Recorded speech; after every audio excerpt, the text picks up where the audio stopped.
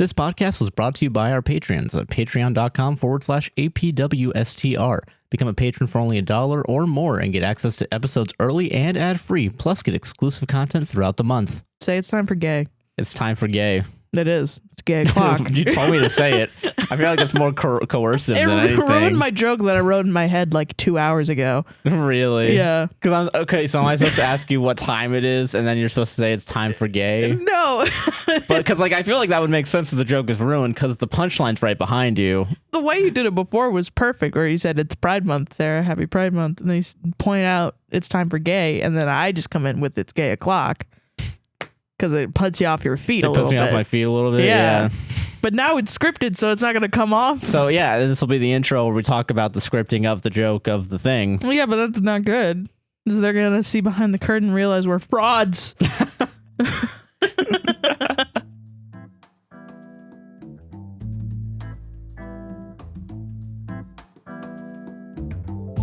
Ready? Yeah. Yours already open? Yeah, it's already open. Ah, fuck. This is from lunch. Oh, shit, really? Yeah, I just never drank it, so now I'm just Damn. drinking it. Nice. Hi, everyone. Hello.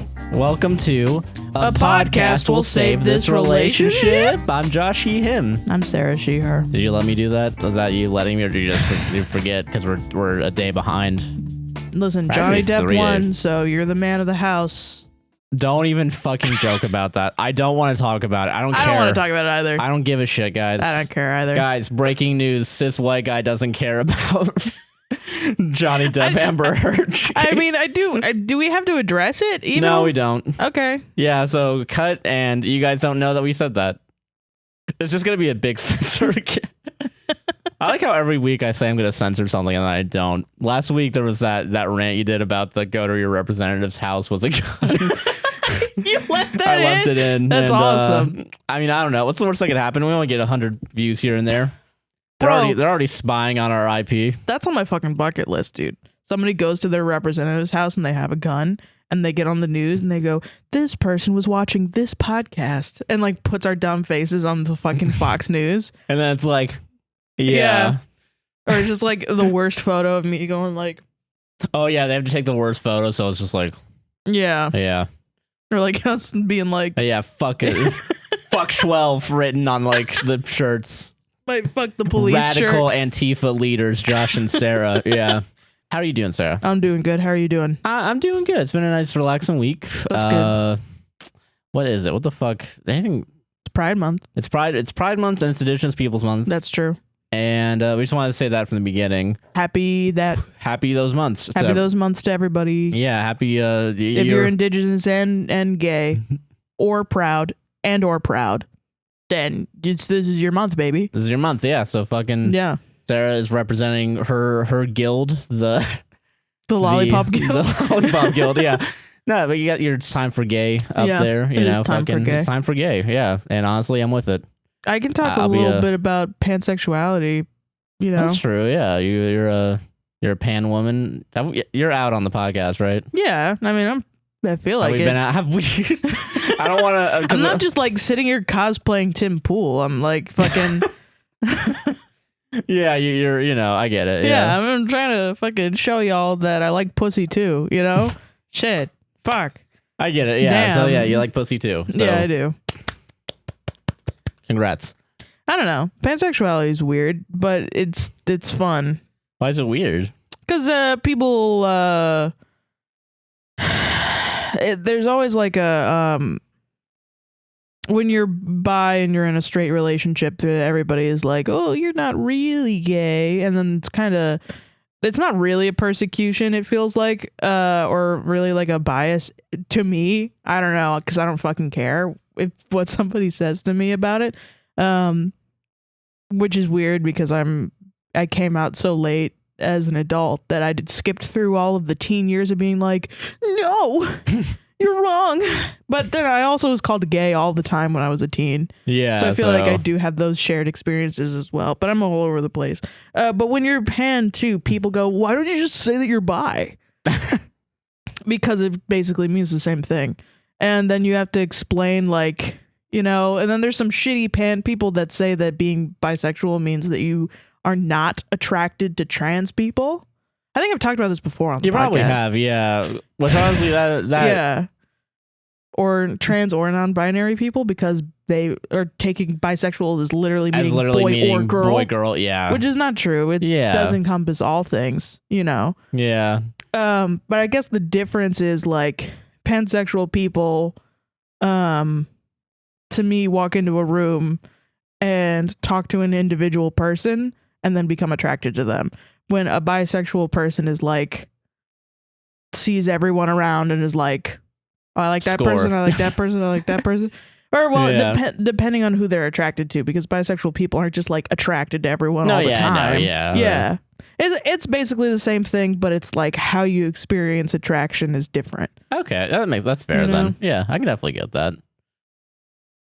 I'm also the worst person to talk about this because I'm a straight boy. Yeah, I don't know. I think it's funny though, because not a lot of, I mean, I think a lot of people are pansexual and are just now coming out about it. Because I've also known a lot of people that will say that are not labeled that. That I remember experiencing, like, oh dang, I think I have a crush on this girl or this trans woman or this gender non-conforming person. Back before non-binary was like a very popular thing to come out as. Yeah. And but I don't know. Oh no, I don't know what that means. Or ooh, I don't know. Whoa, I gotta be straight. Ooh, you know. Yeah. But then, like, I remember being like, I not having any like physical things that I liked specifically. Like, you know how sometimes teens will be like, God, I love blonde girls. Yeah. You know, or tall boys. Tall, dark, and handsome boys. You know, I never had that. I was just like, I want him to be nice. I get that, yeah. Can he be nice, please? Nah, see, I was in the camp of like, they look cute. Yeah, maybe they won't have a shitty personality this time. Get him. Fucking straight up get him. Yeah, but but that also is true. We're like, you know, I think I also experience attraction that way, but I can never really describe it. Like, it's different for each person that I've ever been attracted to. I don't know, man. It's either you get it or you don't, you know? That's fair. I don't know. It's weird. People will also describe pansexuality as like just vibes. Vibe check. Vibe check. But you know, there is also a physical aspect of it. It's not just like, that would be demisexual, is if you were just attracted to somebody's like brain and how intelligent they were, you know. True. But yeah, no, I don't know. It's fucking interesting to me.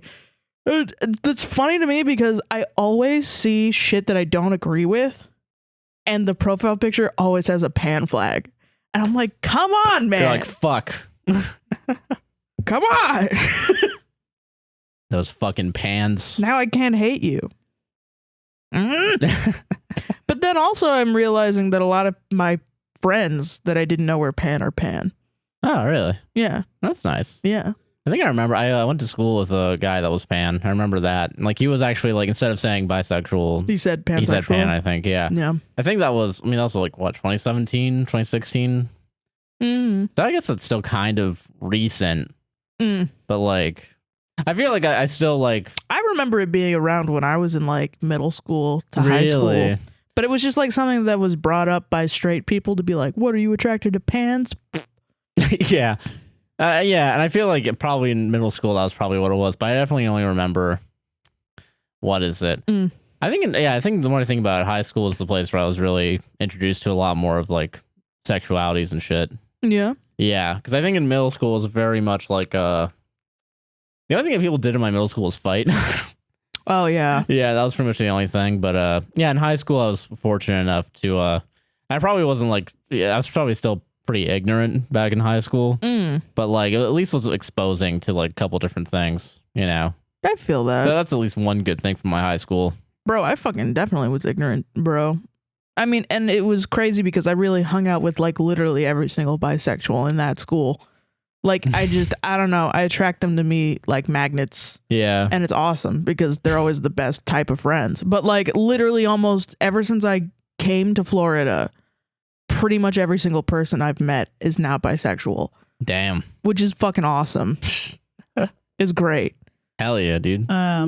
Or pan or something. And fucking I just remember like so many conversations about sexuality, like between like friends and shit, where we're just stupid little fucking fuckheads. Like, Yeah. you know, I don't remember ever saying like the F slur, which is crazy because I do it now all the time. Hey, no, I'm gabagool. Sarah's looking at me very hard right now. Don't say it. Don't tell them that I say it. I think you're implying because I remember. No, because like I don't remember anybody really saying the F slur to anyone else. Oh my god, I got called the F slur in middle school, dude. Yeah. Yeah, like I think not often, but definitely enough to where like I remember it. Yeah. I don't think no, probably in high school too. I actually remember, weirdly enough, from high school, a bunch of fucking crackers were comfortable saying the N-word, man. Yeah, I heard the N-word a lot. Yeah. And I'm like, oh, thank fucking Christ, I never actually said it. Like, Jesus Christ, because No, that's... same.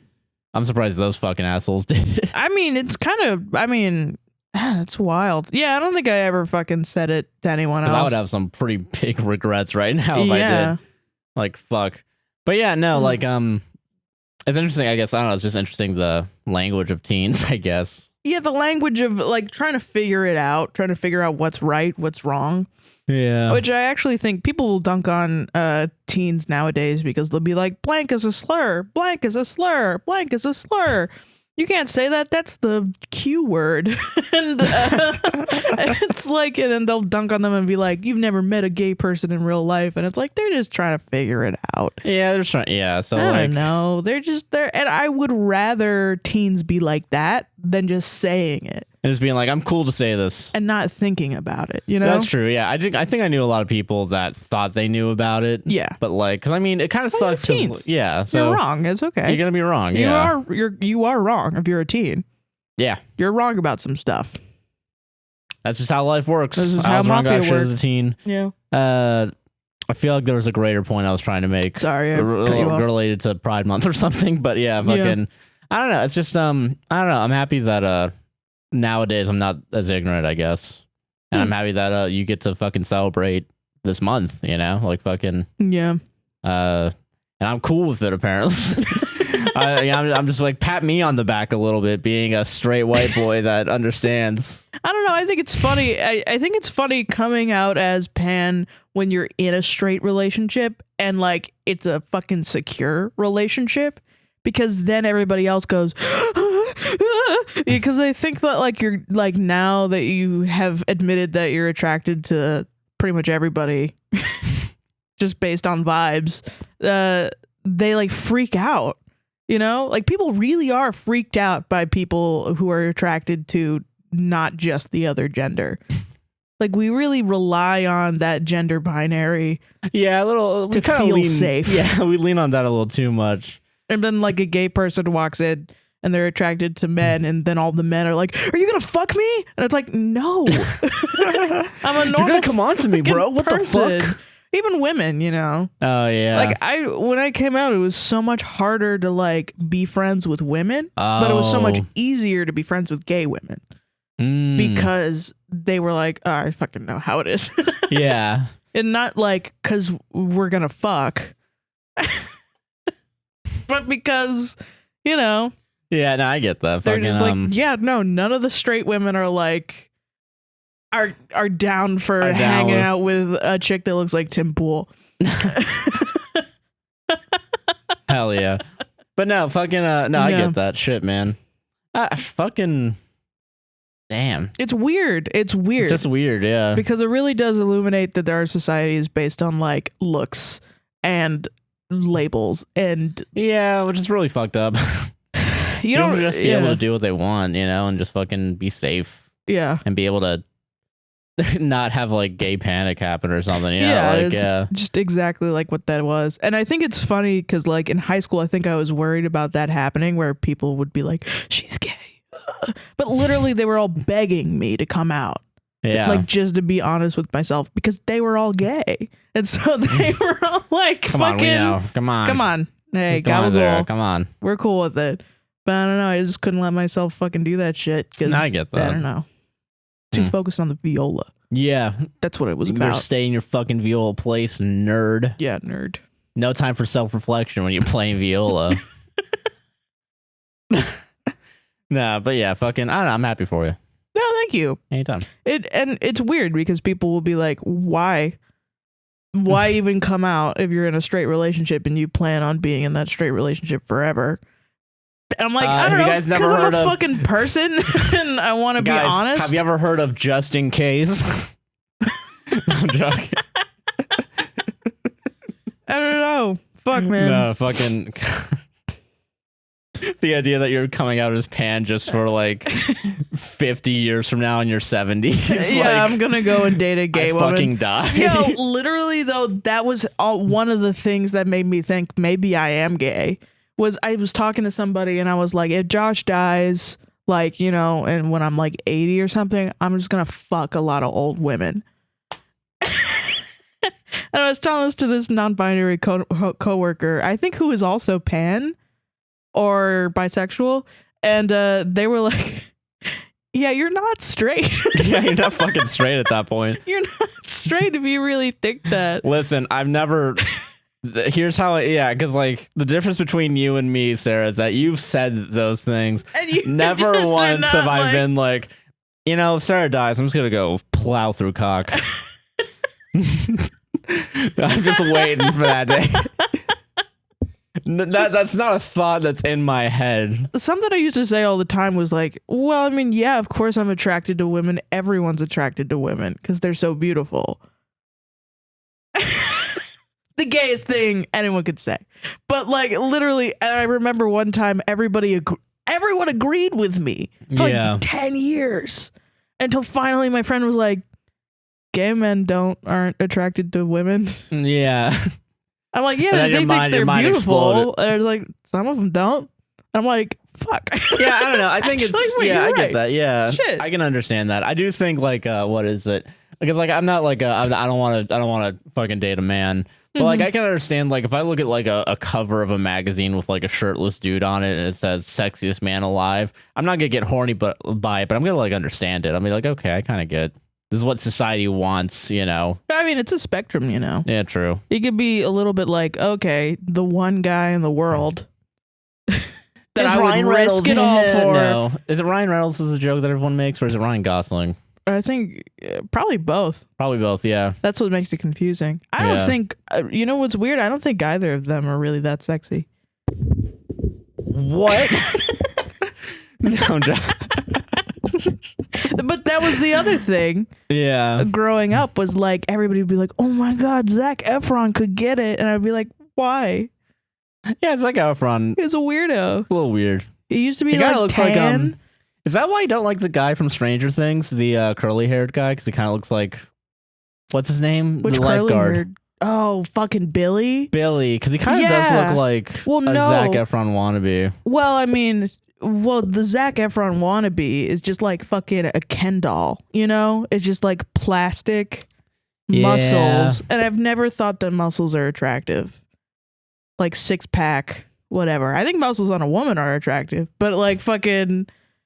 I mean, come on. Like, have you seen them?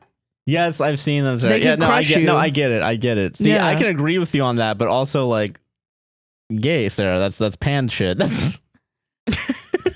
But also, like, I don't know. I feel like I don't think it's very attractive. I would rather a dad bod, you know. Okay, I get that. I don't know. I think muscles can be attractive on a guy. Well, it's like I just know that it's hard. That's true. What do I want that for? I like a soft, muscly. Yeah. Actually, you can fuck with that. That's pretty fun when it's like he's a little doughy, but then he's got muscles. Yeah, that's good. That's why I do ring fit. But now, fucking, you know what, baby? What is it? Because like I don't know. I think like once you get to like six-pack territory, I feel because it's unnatural. That's the thing that makes that's what it is. Yeah, it's like it's literally not a thing that you should be. Oh, you know what? Okay, so I'm playing The Sims 4 right now. I have a character who wants to be a bodybuilder. That's his like thing. Yeah. And to get to the highest level of the achievement, you have to get peak body fat percentage. Yeah. And 2% body fat. Yeah, he did that. And now, I swear to God, he looks like insane. He looks like an upside down triangle, like fucking. Oh, I'm willing to bet. Yeah. And he's super tall, so he looks like I fucking downloaded a mod or something where I just fucking made him look crazy. And I'm like, this is just base game, no, vanilla, no mods. And that's what I think of every. That's peak male performance. That's what I think of every dude that has muscles looks like. I get it. Yeah. I just want really strong arms so I can get in the ring. So I can put. Damn, we should have put me in the ring back. Yeah, you wanted me to take it down. I mean, because it's been like what, 3 weeks, 4 weeks? Yeah, it has been. You're right. But no, fucking. Yeah, it's been a month. Jesus Christ. But yeah, no. I don't know where I was going with that. I didn't believe it derailed that. But yeah, no, fucking. Yeah, I get it. What about you, Josh? You ever want to suck cock in your life? I literally said no. One time in your life? Once, though. No. At least one time. Well, not man cock. Jesus. I think we have talked about this. Like, yeah. I'm not attracted to masculinity. Femininity, on the other hand, fucking peak. I mean, are you, though, attracted to masculinity? What do you mean, Sarah? I mean, because I'm a masculine woman. Sorry, male masculinity. Okay, I guess, yeah. Can't have a beard. Can't have a beard? Can't have a beard, no. I'm not putting my penis in anything that has a beard. I'm just starting there. If you're not attracted to masculinity, that's okay, but you did choose a pretty masculine woman to date. I see a woman, dude. I'm like a woman. Yeah. You're just walking around pointing at everyone and saying their binary gender. Woman, yeah. Presenting woman. There you go. That's what I mean. Hashtag I can always tell. Well, I don't know. You're just not attracted to. You're just attracted to the feminine body. I just like boobies and butts. Everybody does. Yeah. Well, not really. Yeah, actually. not literally. Yeah. I'm so used to saying because like I don't know. I don't like what is it? Like I get the jokes of like what is it? Male. Like if we're talking about it in a binary, like the male fucking. Like if you ever like had to cheat for a guy, like the Ryan Gosling joke, right? Oh yeah, like the hall pass or something. Like the hall pass of like, oh, if you had a male celebrity, who would you fuck? I don't even know. But like, I don't know. I feel like I get that joke, but I'm Jason like, I really what? Jason Momoa. Jason Momoa Completely goes against everything I just said about muscles. Literally, yeah. I don't know. Fucking, I'm not really attracted to men. Okay. But women, yes. And I'm talking about the gender of women, not the sex. Yeah, so like a trans woman. Yeah. Femboy. I mean, so like the feminine boy. Depends. Depends on what. Depends on how feminine the boy is. I don't know what I'm saying. I don't know. Sarah, you're putting me in a corner. You're changing my entire worldview. Yeah, No. I know. I'm grilling you. You're grilling me on. I'll find the gay in you. You'll find the gay in me? Drag it out. I don't know. I think you're I'm probably not as straight as like the straightest man alive. I'll admit that. I mean, yeah. Who the fuck is the straightest man alive, though? Jason Momoa. Honestly, yeah. Someone asked him what he does to work out, and he said, "Fuck." That's pretty straight. That's pretty straight, man. That's pretty straight. That's pretty. Fucking is a straights only exercise, is what we're saying. Yeah, only straights can do that. Only straights can fuck. Happy Pride Month, guys. Yeah, nice. I don't know. I'm probably. Yeah. I'm definitely closer to straight than I think, like bi or something. You know? Yeah, like on this. Yeah. Yeah, whatever that spectrum is. I'm not 100% hardcore straight. Mm.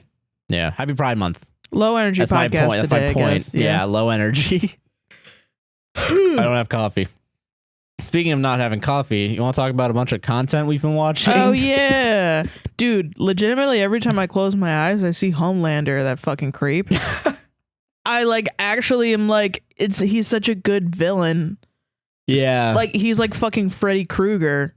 Yeah. We're like, I'm fucking terrified of that fucker. Yeah. So we have 2 shows, 1 special. Yeah. That we both talked about a little bit. First of all, it's been a year apparently since Inside came out. Yeah, let's talk about Inside first. Yeah, let's get a. But we also have The Boys and Stranger Things, so that's the topics. and then you guys can now skip to the Reddit portion. Yeah. Skip through this. Yeah. Yeah, but yeah, so fucking it's been a year since Inside came out, and a year to the date. What is it? Bo Burnham released a bunch of outtakes. Yeah. That's like 2/3 the length of Inside the original special. Yeah. What'd you think of it? I decided to rewatch some of it today. I didn't realize the timeline of it. Yeah. Because it said in the beginning, and I think I was just not looking at the TV. Yeah. Apparently the special was filmed March 2020 to May 2021. Yeah. Which is interesting to me because I wonder how quick the turnaround was then from special being done to Netflix putting it out, because it seemed like pretty quick. Well, I mean, if shit was being filmed until May, it came out in May, right? Well, is it being filmed until May, or was it filmed earlier? Everything was shot between March and May. Yeah. Do you think he was editing as he went?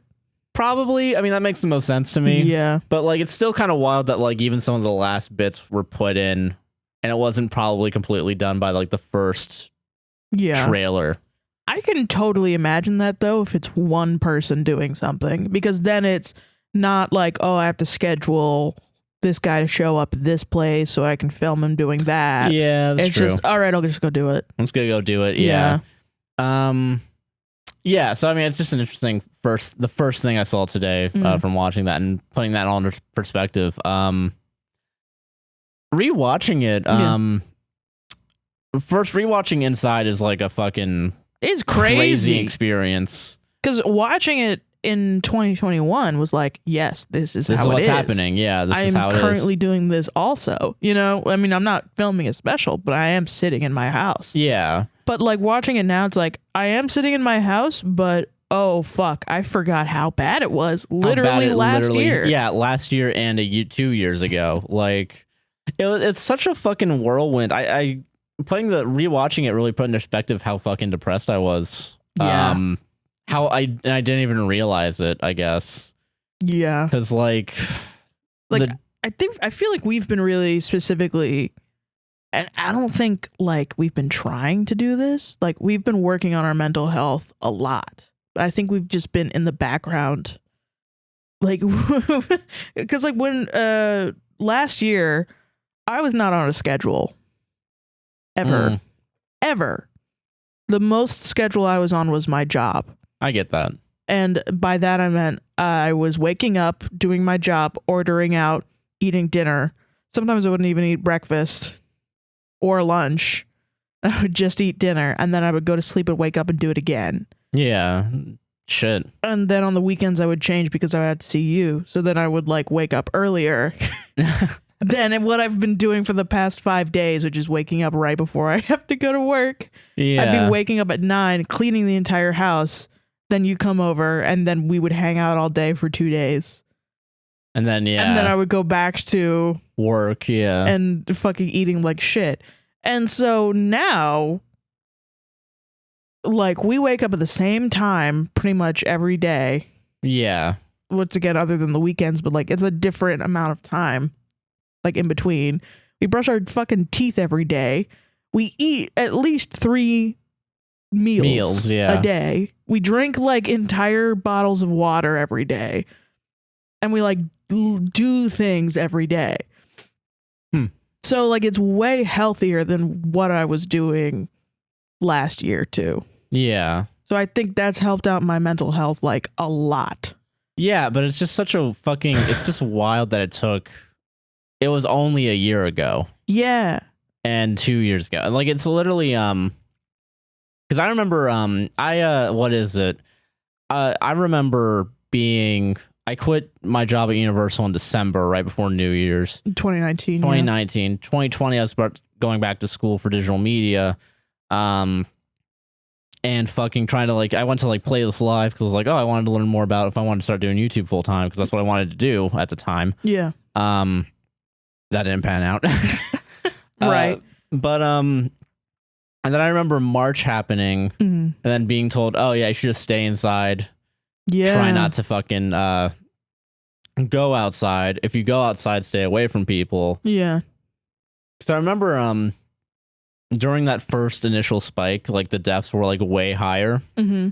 And that's because not as many people were getting tested. Yeah. Which is a similar thing I think that happened actually last year in December, where a lot of people were taking at-home tests, and so it wasn't being added to the official count. And then but I just remember like sitting inside all day, like literally just not doing anything, and not knowing what to do. Yeah, and like bored. Yeah. And something that kind of sucked is that I went from doing a job where I was standing all day to sitting all day.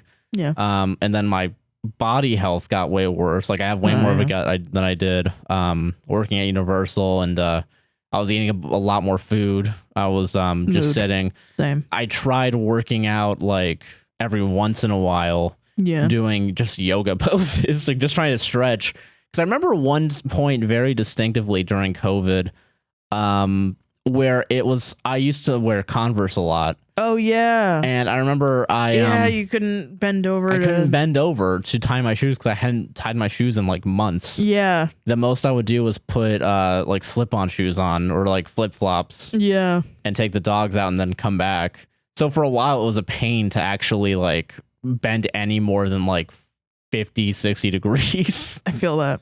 So it was a real big problem. And like, I mean, now like we're working out, but like, fuck, for a year, I just didn't give a shit about like maintaining my health. I mean, I feel that. I don't think you even seem like particularly unhealthy though to me. Like, you know what I mean? That's true. But I think what sucks is that like I feel more unhealthy because I know what the baseline, I guess my original baseline was. Well, I mean, keep in mind though, too, that was also 3 years. You were like, yeah, I was younger and like fucking you were more 20, you know, like now you're growing older and you're becoming more of a man, you know, you're going to gain some weight. It's okay. Yeah, I know. But like, what is it? I guess, it's just weird to have that whiplash and trying to remember where I was. I do get it. Watching Bo Burnham the first time and then remembering watching Bo Burnham the first time and looking at the past year, you know? Yeah, same. Like, I feel like I've gained a fuck ton of weight. And like, I know that I have because I went to doctor's appointments and they weighed me and they told me that I need liposuction to not be sad anymore. So, which is a story. And I don't feel like talking about another day. Yeah. But like, okay, so yeah. So I know that I've gained a lot and I know that it's, you know, a thing, but I've also feel like I've come along a lot in body acceptance. You know what I mean? No, I get that. Like, I feel like I like my body more now. That's good. Than before. Yeah. I don't know. I don't know. I think it's strange. I just the different states that we are in, and that looking back now we have these very distinct things because of the internet and because of media, you know, like fucking I remember like watching in Stranger Things when the pool shit in season 3 where it's like Billy's the sexy lifeguard and all the moms want to fuck him and they pan over all the family like fucking loaded up in this pool. There's like fucking 50 people in a pool. Yeah, oh my god. And it was like, it almost gave me like fucking anxiety. Yeah, trying to like remember back when there were like the big crowds and shit. I was like, how did everybody not get fucking sick? Yeah. I was like, what the fuck? Yeah, and that's like terrifying. Well, yeah, and I guess that's what I guess inside is like watching in hindsight, it feels a lot more isolated. Yeah. Because back when it was released, we were all isolated. Yeah. So it didn't feel that abnormal. But now it's like kind of for some reason gets back to what it was before, which it probably shouldn't be because COVID's going, I think was back on the rise. I don't know how it is now. I think and it now is. there's a fucking there's monkeypox or whatever the fuck. Yeah, but that's just for the sex havers. So don't get it. Yeah, don't have sex, guys. Wrap it up. But fucking, I guess like it's weird being like, oh wow, yeah, that was like not, what is it? Being reminded and watching, I guess the thing about these outtakes is like just kind of realizing how deep even like having a creative outlet can drive you to madness. Yeah. Yeah. I think that's the biggest thing for me with Inside is it's always been like sometimes you just can't use creativity to get out of mental illness. Sometimes mental illness goes way deeper than that, especially I think if it becomes your job. Yeah, and like, It's no longer a source of like de-stress. It is a source of stress now. yeah, That's true. work is always going to be a source of stress, you know? Yeah, and I think that's like one of the things that like kind of. Or at least that's what I think. I don't know. No, yeah, and like the outtakes kind of show also the perfectionism. I feel like of like, yeah.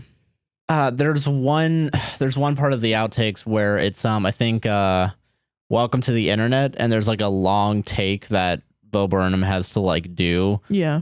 I don't remember how many takes were on the screen. It was more than like 1,000, I thought. 1,000? No, like over like probably close to triple digits, but like probably still in the double. There was one time where he was like going over shit and it was like, okay, this is take 32. Okay, this is take 400. Okay, this is take 600. And I like kept going up. Oh, that's possible. Then I'm talking about like when he actually put up all the different frames. Yeah, that was that one. On the screen at the same time. Really? Yeah. Oh, never mind. Yeah, well, it was really fast. I remember because it had the numbers on it. And it was like, okay, this is fucking take 1,000, blah, blah, blah. I thought it was a joke because I was like, you know, eventually he just keeps doing it and he's just making up numbers or something. Yeah. And I was like, maybe it's not the joke, but I do like, okay, so I'm talking, what scene was that one for? Was that for? It was either The Way the World Works, but it was, yeah, where it was like had all the different like shit. It was like, okay, this is take blah blah blah, this is take blah blah blah, this is take blah blah blah. So I'm talking about when he started, like when he actually like started the song and ended the song with the take that got in, but then overlaid all the failed takes. That's what I'm talking about. Okay, yeah, that is a different part. That's what I'm talking about. Yeah, because I know for two different shots that were kind of long. Yeah, one of them looked like they had like almost triple digits of takes. Yeah, and I was like, Jesus Christ. Fucking. Yeah. I mean, yeah. And then also looking at every variation that he experimented with too, where I'm like, fuck, man, how are you supposed to like get this done even in a year when there's too many ways you could do something and you're probably not going to be completely sold? There was one that I think actually made it into the in the trailer actually for content. Where he's staring outside the door that's a little bit open and there's that glare. Yeah. I don't remember that being. It might have been in the original special. I know we just rewatched it. Yeah, I don't know. But like, it looked like it was from a take of content that didn't make it in the final cut. Wow. Yeah, I don't know. It's fucking crazy. It's a crazy fucking thing. I don't know. All the white women are fucking freaking out over the 5 Years song. They love that shit. Guys, I gotta be frank with you guys about it. 5 Years isn't even the best. I thought it was good. I thought it was funny. I think it's good. I think I like the direction of it. I like I like that it's different than everything else, you know. I think that's probably why it got cut out. Yeah, and I think the interesting thing about the outtakes is that it really shows that shift of like, this was supposed to be a comedy special. And now it's more of a psychological special. I think that, but I think also there was a lot of like practical reasons that some of the songs were cut out, because I think 5 Years had similar melody lines to one of the other songs that I was like, that kind of sounds like that one. I think that happened a lot. I think it's just there were a lot of different like, it's kind of the same, but it's too different, so we're gonna cut it out. Yeah, and I think like that I can see from just like a music perspective. Like being with groups that are like, we like this song, we're not gonna put it in anymore because it's not. It just doesn't fit the theme of the thing that we're trying to make. No, yeah, and I get that. Yeah. I will say, I think someone I follow on Twitter made a good point of like some of the outtakes I think could have made the special. I think the peanut butter one, where he's trying to make a peanut butter sandwich and it's filmed exactly like 5 minute crafts. Like, I think it could be, yeah. But I get why you didn't put it in. Yeah, I get why everything wasn't put in. Yeah.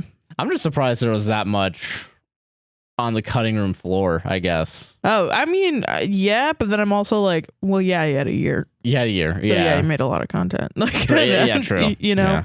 So I get it, but fucking, I don't know. I just think it's interesting. that like even his outtakes are that good.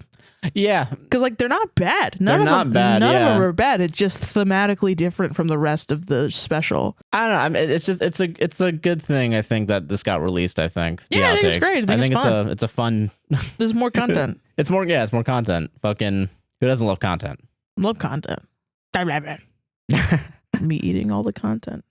But yeah, so that's okay. We watched that recently. So yeah, there's that.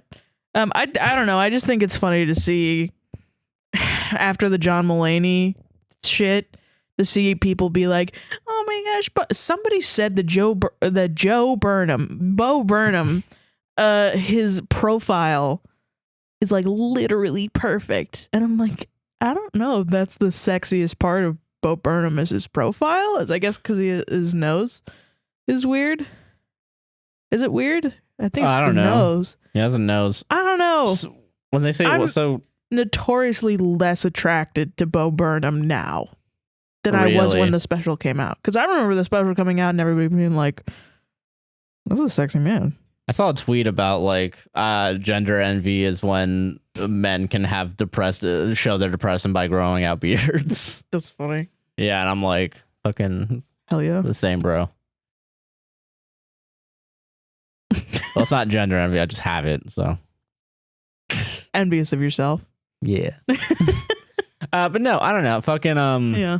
I don't know. It's just good fucking outtakes, and also it's good. It adds to the original piece of content, which I think is pretty good. Yeah, it does add it. You know, it adds more perspective to it. It adds more. Yeah. Yeah. Anyway, you want to talk about the fucking gross ass boys show? You want to talk about? Okay. I think you want to start off with Stranger Things. I already said the boys. Okay. All right. I want to talk about Stranger Things. Okay. It's funny because it's both like I got you into Stranger Things and you got me into the boys. Yeah, I got okay. So we want to talk about each other's show. I think that's funny. Yes, because yeah. I remember you started watching the boys with me a few days ago. No, Stranger Things was first, right? Oh yeah, Stranger Things came first. Okay, so yeah. Fucking Josh hated Stranger Things. Well, that's not okay. I was annoyed by You did not like it. You did not like it. I didn't want to watch it. I never wanted to watch it. I remember growing up with Stranger Things. Apparently, Stranger Things came out in 2016, right? Like 2015, 2016. That makes sense. And I remember the vibe around it. Mm-hmm. I felt like it was overhyped, and I was like, "Oh, it's probably a good show," but I don't really want to watch it. It's just about like 80s shit. Yeah. It wasn't like my vibe. You don't like horror movies. I don't like horror, and I don't really care about like the 80s fantasy 80s shit. And you definitely, I will say, like, this was before. Well, you used to play D&D and like stuff like that. That's true. And like, I mean, I did play D&D, and I didn't realize how much of D&D was influencing the show or like a part of the show. Oh, I think also you didn't know that. You didn't know that much stuff about it. I think it was just everybody else was saying like, "Oh my gosh, Stranger Things." Well, yeah, because I grew up around a bunch of basic ass people. Yeah. Because like I feel like I hated what Stranger Things did to the culture, I guess, I was around. And also, like, I think most people have to realize here in Orlando, Halloween Horror Nights is a big fucking deal, and Stranger Things fucking took over. Yeah, so I mean, Halloween Horror Nights. I know we talked about this which is always annoying when an IP does that. Yeah, so like I know we talked about this during a Let's Play, but like I remember I started getting annoyed. I think 2019 was the first year that or 2018 was the first year, I think. One of those years Stranger Things came over. No, I think it was 19 because we went. But Stranger Things was already a house in 2018. Yeah, it was like the Walking Dead thing where it showed up as a house, and then the next time it was like a zone, and then the third time it was like the entire thing. It wasn't even like a zone. No, it was the whole fucking thing. Well, no, the whole the theme was 80s. Yeah, that's what I mean, I guess. Yeah. It was 80s, and then like you had people were bringing back like Halloween and fucking. I feel like Stranger Things isn't Ghostbusters. Yeah, like that. Like there was a Ghostbusters house. Fucking Beetlejuice came back, but Beetlejuice also should have been there because it was originally a show at Universal. But like that's a whole nother thing for. But yeah, no. So like I felt like it was like kind of just encroaching everything. I was like, okay, this is overhyped for sure. Then because it's already mainstream. It's already fucking Yeah. it's infecting everything, and I'm like, I'm sick of it. One I'm of sick those of- like nerd things that gets popular, and then it's like, this is really Well, a nerd you- thing anymore. Yeah, you made the comparison to Rick and Morty, and honestly, rewatching it, I'm like, yeah, you're right. Kinda, yeah. Because I would have been instead of I like Rick and Morty, but I definitely understand People that don't like it based on because the of- fans. Yeah, and Yeah. like based on fans and how like and like even Rick and Morty to an extent kind of encroaches things. Like thinking about like Pickle Rick, Oh god. I could definitely understand being like, yeah, I guess Halloween. That's the comparison. Halloween Horror Nights having Stranger Things This was like the pickle Rick. is the Pickle Rick of Stranger Things. Or like the Szechuan sauce or something. Or like Szechuan sauce or whatever fucking dumb little meme, which sucks because Stranger Things is a good show. You heard it here for folks. I'll say it. Yeah, it's a good show. That being said, the fact that everyone latched on to the 80s, Yeah, that's the funniest part. Is I'm like you guys are rewatching fucking it. crazy. I'm like, this is a really good show. That just happens to be taking place in the 80s. The 80s. And I remember that too as being like a like a good thing about the show when it came out was people who lived in the 80s were like, oh, this isn't like fake 80s. This is Yeah, it's like real 80s. And I'm like, like, yeah, that makes sense. But then I think people latched on to the fake 80s or the idea of wanting it to be fake 80s and applying it to. they kind of in the second season they kind of did. Oh my fucking god. They did that a lot. Yeah. I want to talk about because I want to say Stranger Things is a good show. It is a good show. From what I've seen so far, we're in the middle of season 3 rewatching it. We're gonna get to season 4. I haven't seen season 4 maybe yet. Season 4 drops the ball. Maybe it does a Community or a Lost, whatever. Who cares? I've heard some criticisms about it, but mostly about like slurs or something. And like I don't know. It's I don't weird. know. I have nothing to say on season 4 because I don't spoil myself too I will much. say they are very blatant with the racism towards Lucas in the first couple of seasons. Oh yeah, I actually fucking. I mean, it sounds shitty of me, but it's true. I didn't fucking notice the first time I watched it. I was like, oh, okay. yeah, it's pretty fucking bad. It's wild, yeah. But I mean, I'm wondering, like, at least it's like I assume true to what the 80s was like. I assume. I mean, yeah, more people were fucking bigoted just and like chill with being racist. Yeah, especially in like kids, small town white kids in small town America. Yeah. So I get that. I think okay, so season 1's like a great within itself great show, right? Yeah, season 1 was a very like It had a beginning compartmentally- and end, Yeah, you know. yeah. Well and planned. then season 2. I feel like this is a problem of like when you get too much money Mm-hmm. and you just don't know what to do with it. And it's crazy because it really does rely on like, you've been waiting for it. Here they are. Look at them. They're together. Well, yeah, and like going from the first season to the second season immediately was like, what the this fuck? is a tone shift. This is not a good different. shift. Yeah. Yeah. And I was actually kind of worried, like, wow, I'm not going to like the second season if this is the whole season. Yeah. It picks itself up, thank Christ, after like 3 episodes. But like, I remember all the new characters. Like, they introduce a new character immediately, like the other, like Elle's sister or whatever the fuck. And I'm like, I get it. Oh, with the girl. Yeah. Yeah, they're not actually. Oh, you mean Elle's sister? Yeah, I see sister, what you quote mean. unquote. Yeah, Yeah. that was in the. Yeah, that was the first thing, and then they don't bring her. That was my And biggest then they bring her complaint. back for like 3 episodes or something. That was the whole reason why I never finished season 2. Was in the beginning there was that, and then I don't know, I forgot about that, and then like 4 episodes later, which is a lot of time in Stranger Things, Yeah, true. there's like an entire episode just about like Elle. It's like Yeah. going and meeting and like killing people or not killing people. Yeah, and it feels weird because it feels like a completely different show, but with some of the same characters. Yeah. But mostly focusing on these new characters that some of them aren't really likable. Like I No. like the new kid that they bring in, that like Max, right? That's her name. Yeah, I like like her. Max, Well, yeah. she had an entire season of development. You know what I mean? Yeah, that's the thing. These And, new like, people where they were just like, I'm a bad guy. I'm a bad guy. I'm just a rough kid. And then like that for like 3 episodes. And that was then it. That's it. And then they're fucking dead. They're gone. or whatever, you know? You know? And then like So I stopped watching my first time watching season 2 at that episode because I was like, I'm bored. yeah, so like bored. I don't and then like it picks itself up. I remember one of the things I kind of hated about season 2 starting off. And I don't think this really happened in season 1 because I know that like there was one song that was played a lot, but that had like an actual meaning to it. the first like episode, I think there was like 5 or 6 pop songs from the 80s. Ridiculous And amount I of was songs. like, this is like Suicide Squad, right? Yeah. Like, I remember hating that in Suicide Squad. I kind of hated it in this. There were like 7 different 80s montages of songs. And I'm like, guys, I get it. You guys got a budget. But none of these songs have Jesus. meaning, you know? Yeah, it's just like, this is an 80s song. This is an 80s song, yeah. And I'm like, come on. Come on, guys. Calm the fuck down. Let's chill. Yeah. Like, what the fuck? I mean, it tones down and gives back to like the overarching story Yeah, in a few eventually. episodes. But like, it feels like it takes too long. And like, I'm not going to say like it's not worth it because it is. That was the other thing was I never watched the ending. And then finally, when we did watch the ending, when Elle shows back up to like save everybody, spoiler alert, fucking, I was like, oh, well, that's why they did all that stuff. Yeah. This is fucking epic. Is for Elle's moment right at the end. Yeah, and I'm like, okay, that's a good moment. Yeah. Yeah. Okay.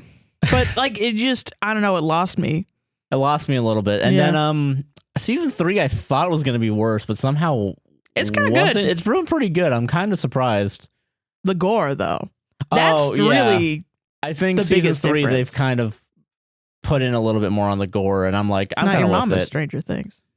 But then I'm like, I mean, Demogorgons are scary enough. I feel like that could be considered kind of Gory. grotesque, at least. Yeah. I mean, yeah, it's disturbing. I don't know. I people But I will really say, thought that yeah. it was scary back in the day. I remember. Yeah, and rewatching it, I'm like, yeah, it's unsettling. Not that scary. It's not the scariest thing. I can see why they made it a haunted house, though. Yeah. Well, I mean, yeah. So I think there's enough that, like, if you like bumped up the fucking scares a little bit, yeah. you could probably keep some of the story. But yeah, To me, it's like, well, that is quintessential of an 80s horror movie where if you went back and watched it now, you'd be like, it's not fucking scary. yeah, it's not that scary. But yeah. it wasn't making people shit their fucking pants in You guys the are movie fucking theaters. nerds, honestly. Jesus. Like fucking, have you seen the original Freddy Krueger? Nope. Dude, Nightmare on Elm Street. Fucking that shit had my mom like fucking hiding under her fucking Really? seat. And I went and I saw like a clip from it. The motherfucker has like, it's literally like a pole and a very long sweater. Yeah. His little sweater. And like it looks like fucking like a fucking puppet. It looks like a puppet.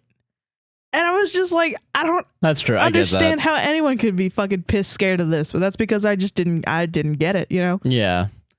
So I don't know. Yeah. I guess, what is it? Fucking, Gabagool. Gabagool. I don't know. Yeah. It's a good show. It is a good show. Yeah. Season 3, my main point was I think season 3 I was worried about.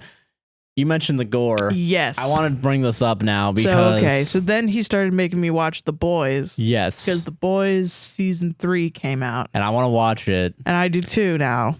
But I did not.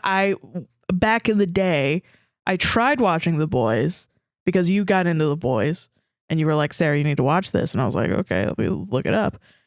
But the first episode has a sexual assault. Piss everywhere. Constant piss. Constant everybody's fucking pissing. A girlfriend gets run through and like exploded guts into somebody's face, which I like, don't get me wrong, but like it's so, the way they do it is so viscerally gross. And everybody's fucking having sex and like jerking off and like it's just all about secretions. Yeah, and it just bothered me so much. And I was just like, it feels like 2 5-year-old boys are playing on the playground, and this is what I started doing. yeah, just to you started get doing through this it. to fucking It's to like me. you know, fucking. It's gonna have spoilers. They fucking killed Translucent by putting a bomb up his butthole. And I'm like, it's like 2 teenage boys are sitting around, 2 like 5-year-old boys are sitting around and going, well, I put a bomb up his butthole. And then the other one goes, well, fucking Homelander's gonna show up and do this. And I'm like, well, I hid in a box with zinc in it so he couldn't see me. Well, he's gonna do this, but well, I blew up a building. And I distracted Homelander so then I could blow up Translucent. Yeah, I get through his it. Yeah. butthole. And yeah, I was just like, what the fuck is going on? I'm not interested in this at all. And then literally like 3 episodes later, I was hooked. Yeah. And I think it's just Kamiko. It's I just get Kamiko. it. No, I get it. Yeah. Fucking That's What is it? I totally understand that. I totally fucking get that. But I want to mention that because season 3 of Stranger Things has literal fucking rats exploding and then their innards making the mind flayer or whatever the fuck. Whatever, the blob monster. The blob, yeah. That it is. Fucking, yeah, that's true. I saw that and I was the one to be like, all right, I'm sorry. Yeah, and I was like, fucking yes. And then I'm like, when have I ever been wrong about a show, Sarah? I will say once it got more into like Homelander being fucking crazy, that's when I was like, oh yeah, fucking the fact that I'm happy that season 2 really dives into, from what I remember, fucking I'm waiting for, I haven't gotten to season 3 yet. But from what I'm rewatching of what is it? Season 2, I'm like, thank Christ they're focusing more on Homelander. Homelander's fucking psychotic breakdown. Absolutely insane. And just completely making him an asshole and making everyone hate him. And you know, oh, it's beautiful. I don't get scared very often, but that motherfucker scares me, dude. I am fucking disturbed by Homelander, bro. Fucking holy shit. God, can we talk about dude, the fact that man, there's a scene, he hires this is a spoiler, I guess.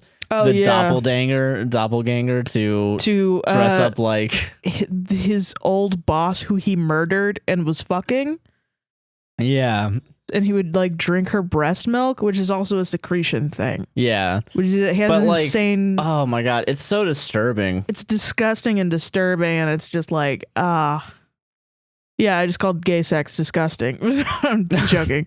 I'm joking. No, it's disturbing because it's disturbing because it is disturbing. Oh yeah, because like the in the first season, that boss and Homelander have a weird mother-son relationship. Yeah, and also like Homelander gets jealous of that her baby. Yeah, and it's like it's just fucking strange. What the fuck's happening? Yeah, yeah. But no, fucking fucking I think I kind of get why they did a lot of that shit in the beginning.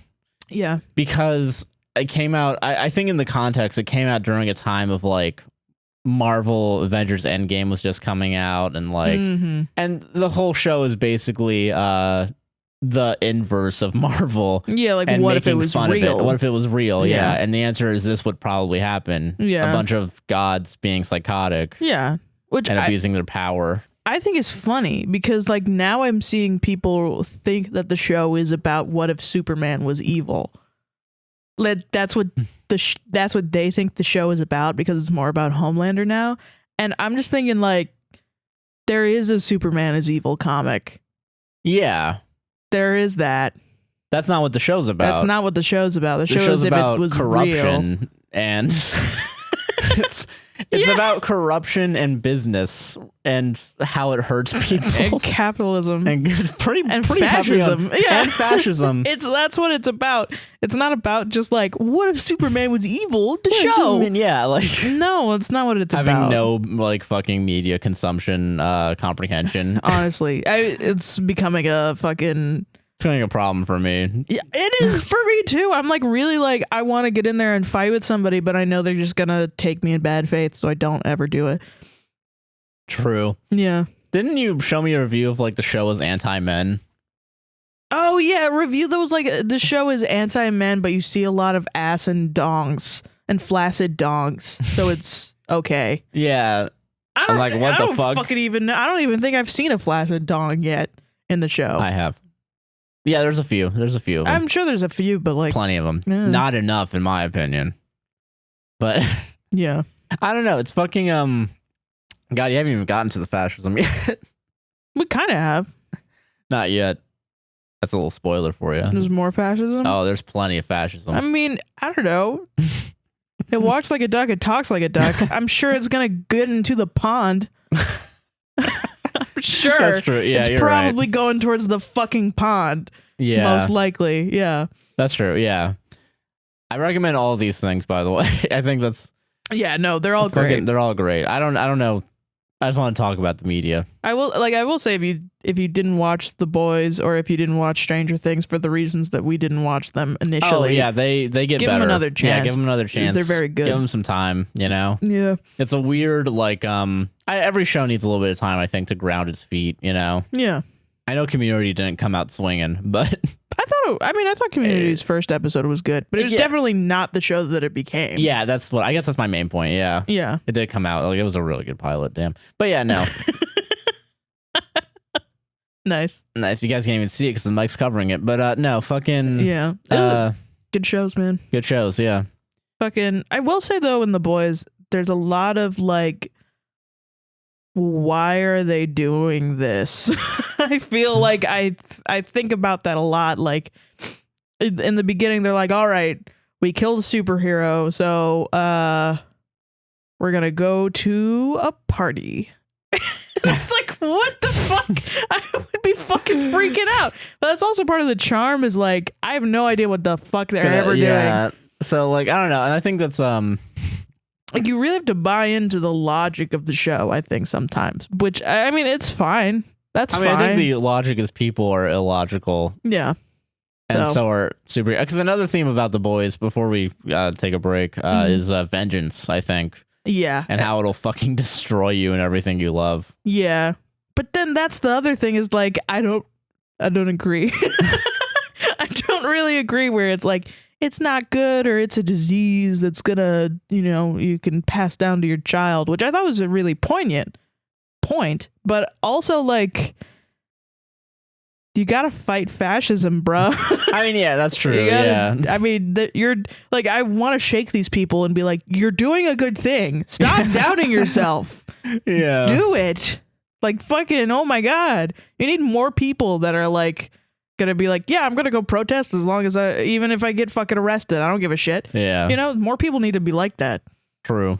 And I mean, it's to be honest, it's worse in their case, where it's like, fucking, they're gonna die. But they are, like, at this point, you should just accept it. You are gonna fucking die. You killed a guy. Am I crazy? If I killed a guy and I had to run from the cops, at some point I would just be like, they're gonna catch me and I'm gonna die. That's fair then. Yeah. Gabagool. Fuck it. Say LB. Fuck. Good shows though. Good shows. Yeah. You want to take a break? Yeah, you gotta pee. Yeah, I do gotta pee. Welcome to the ad break. Hello. Hey, are you liking this fucking episode so far? Are you, bitch? If you're on YouTube, you better like, comment, subscribe, and hit the goddamn bell. Hit it. If you're on Apple or Spotify, you better rate this goddamn podcast 5 goddamn stars. 5, and if you aren't going to rate it 5 stars, then I don't want to see it. I want to hear it. I don't want to hear it. I want to fucking hear it. Okay. But yeah, this is fucking. Thank you for watching so far. Thank if you want to you. help us out financially for just $1 a month or more, there is more. Whoa.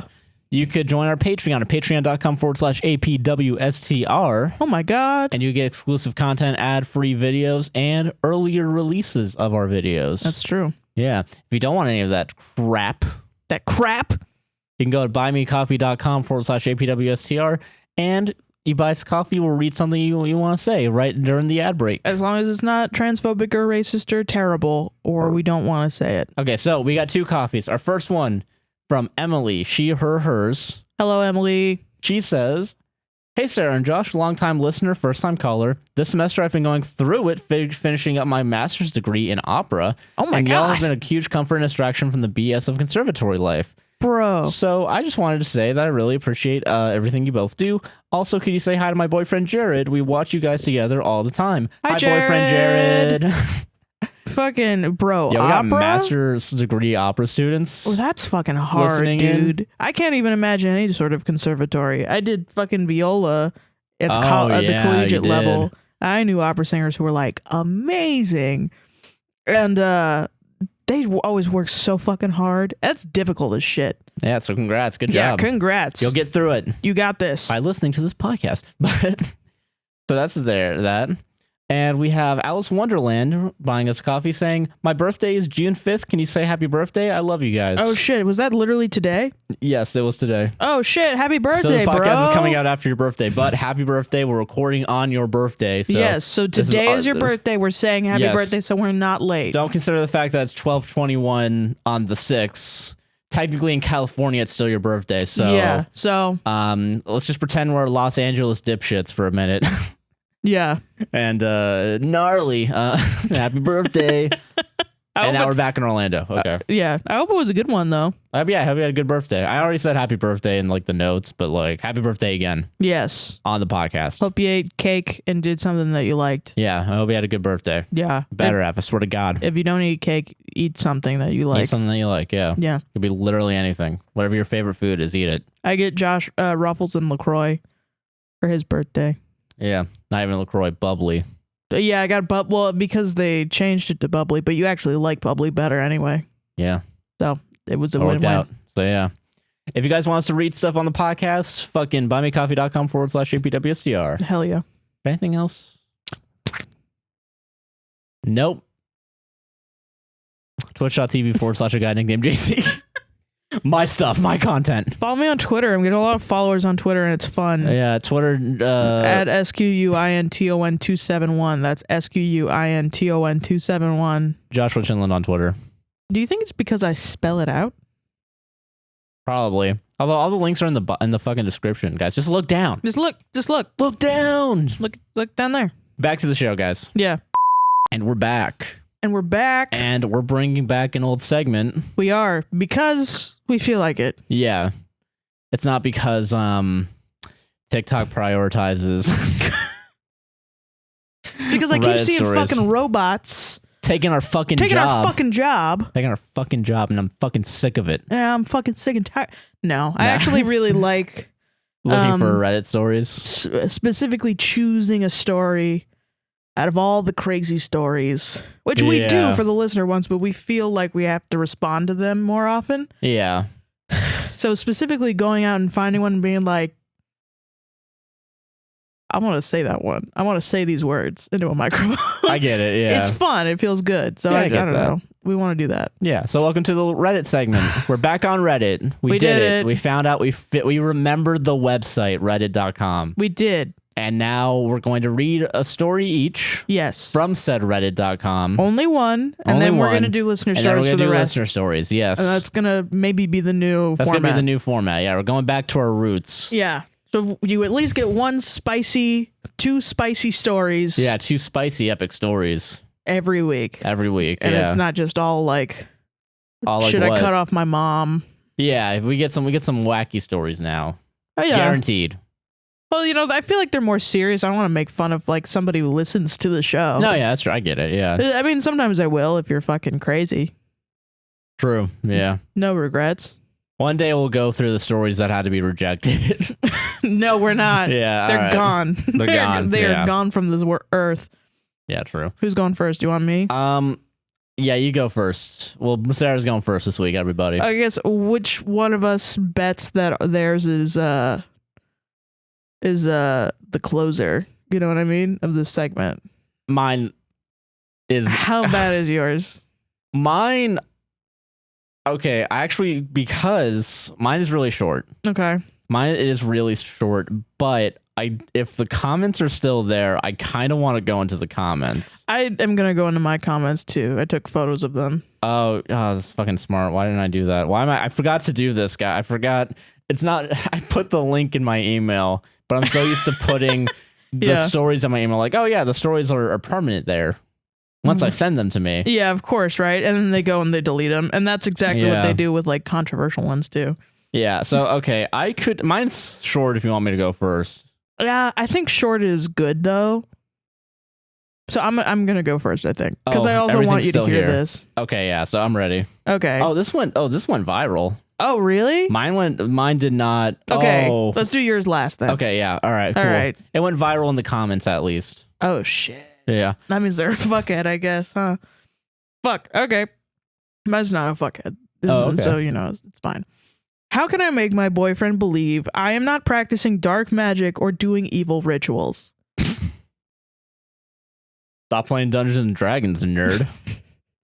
Throwaway account because he knows I frequent the Reddits. Don't gonna find out. When people. This is a very specific situation. Yeah, too. I'm like, they're gonna find out.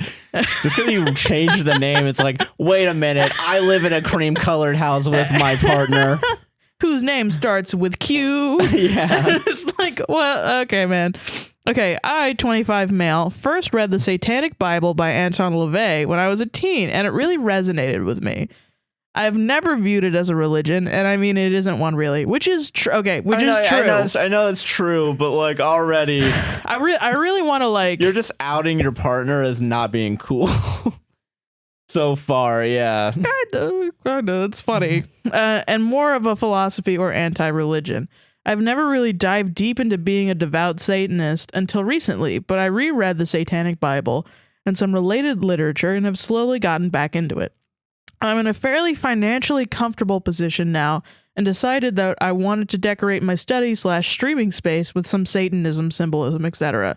So I ordered a flag featuring Baphomet that I could hang up. It looks fucking sick, to be honest, and I love it. Patting yourself on the back already on this Reddit post. Fucking sick. Epic, bro. I also purchased a little Baphomet statue that holds a candle. I fucking love candles, but the statue is yet to come. Honestly, I felt so happy when I received the flag. It is exactly what 15-year-old me would have wanted to hang in his bedroom all those years ago. That's nice. Which is fucking, I think that's dope. I don't have anything wrong with Satanism, fucking especially Anton LaVey. Yeah, Satanism, I think like because you're it's doing... more humanist than anything, and it really isn't like a religion. Yeah, I get that. Yeah. So now here's the problem. My partner, 30 male, together 3 years, which let me give it a scroll back up. Blah, blah, blah. So 27 and 22, not that big a difference. I think that's fine. Yeah, it's fine. It's a little weird, but it's like, I don't know. I don't know. I'm not judging. Okay. My partner, 30 male, together 3 years, lost his mind when he saw the flag. In fact, he first thought it was a joke. For context, he isn't a very religious man. I'd say agnostic. He believes there is a higher being or beings, but doesn't agree with the organized religion and its teachings for the most part. His family is Catholic, though. Oh, womp womp. In fact, in a recent trip to his home country, his family made him bring home a small statue of a saint to put in our apartment to scare away evil. I mean, that's a little cute, but also like agnostic at that point. This made me uncomfortable. I'm a gay who has brought up Jehovah's Witness, so trauma. These are two gay men. Yeah, I mean, yeah. So, but I knew it made him happy, and it was a keepsake from his family, so I put that aside and let him put it wherever he wanted.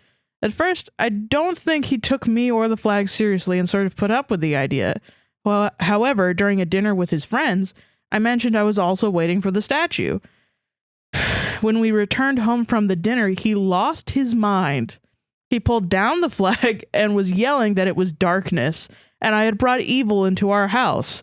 I tried very hard not to laugh at his reaction and failed dismally. He wasn't listening to me and refused to listen. I compared his flag to him having the Catholic statue and said if he wants that in the house, why am I not allowed my own thing? True. Apparently, my thing is different. I believe that there's a First Amendment in this United States that agrees differently. That's quite differently. I then tried to explain to him that I do not believe in Satan, let alone worship him, to which he replied, then why do you have Satan on a flag? It may have been a bad move, but I replied, that's not even Satan, that's Baphomet. Fucking nerd.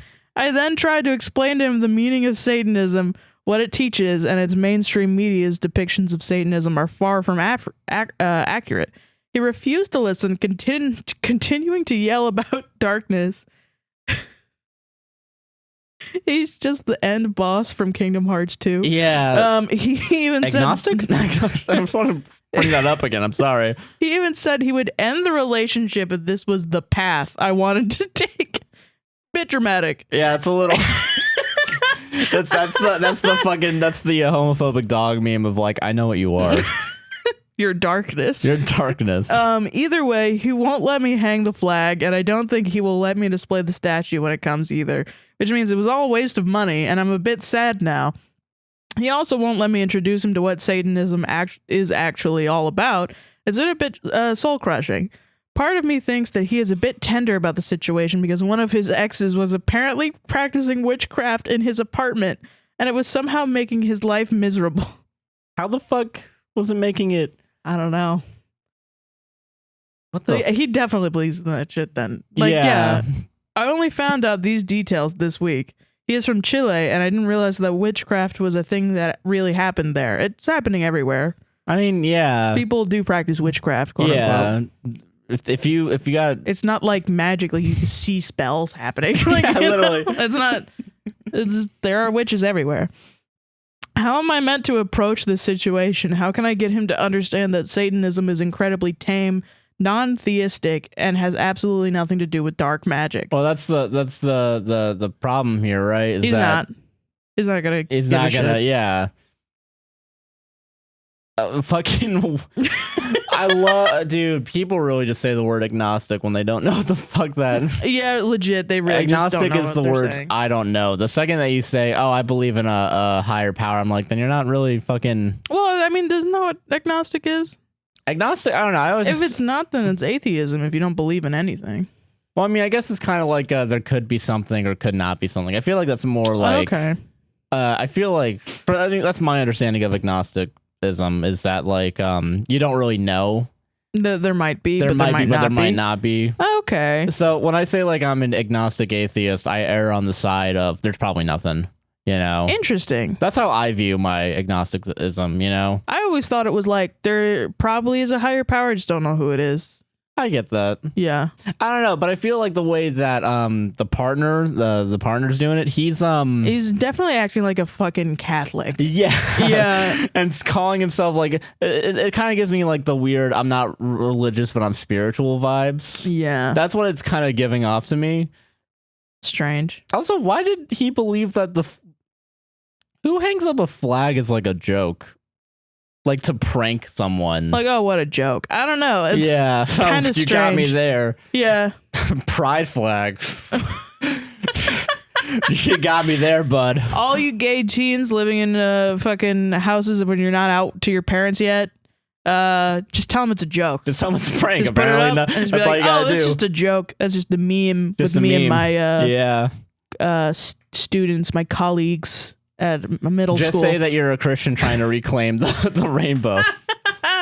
Okay. Well, Wow. Specific at. no, that's apparently a common thing now. Like that's a Twitter. Bro, my mom started that shit. That's awesome. Oh, really? Shit. No. Well, remember? Oh, yeah, you did tell me that. Yeah, you're right. Yeah, but I've seen it on Twitter now. I think, yeah, I'm sure it's a common thing Yeah. that has been happening Fuck. forever. Say you're reclaiming it in the name of Lord Jesus Christ, and you'll be A-okay. That's really funny to me because I've told that story about fighting with my mom because she wanted to reclaim the rainbow for Christians and from the gays. Yeah. And me just being like, Mom, you're gonna be a fucking conservative meme if you say that. People are gonna dunk on you. Please Yeah. don't do that. Like, you know, I don't give a fuck. But just please stop doing that.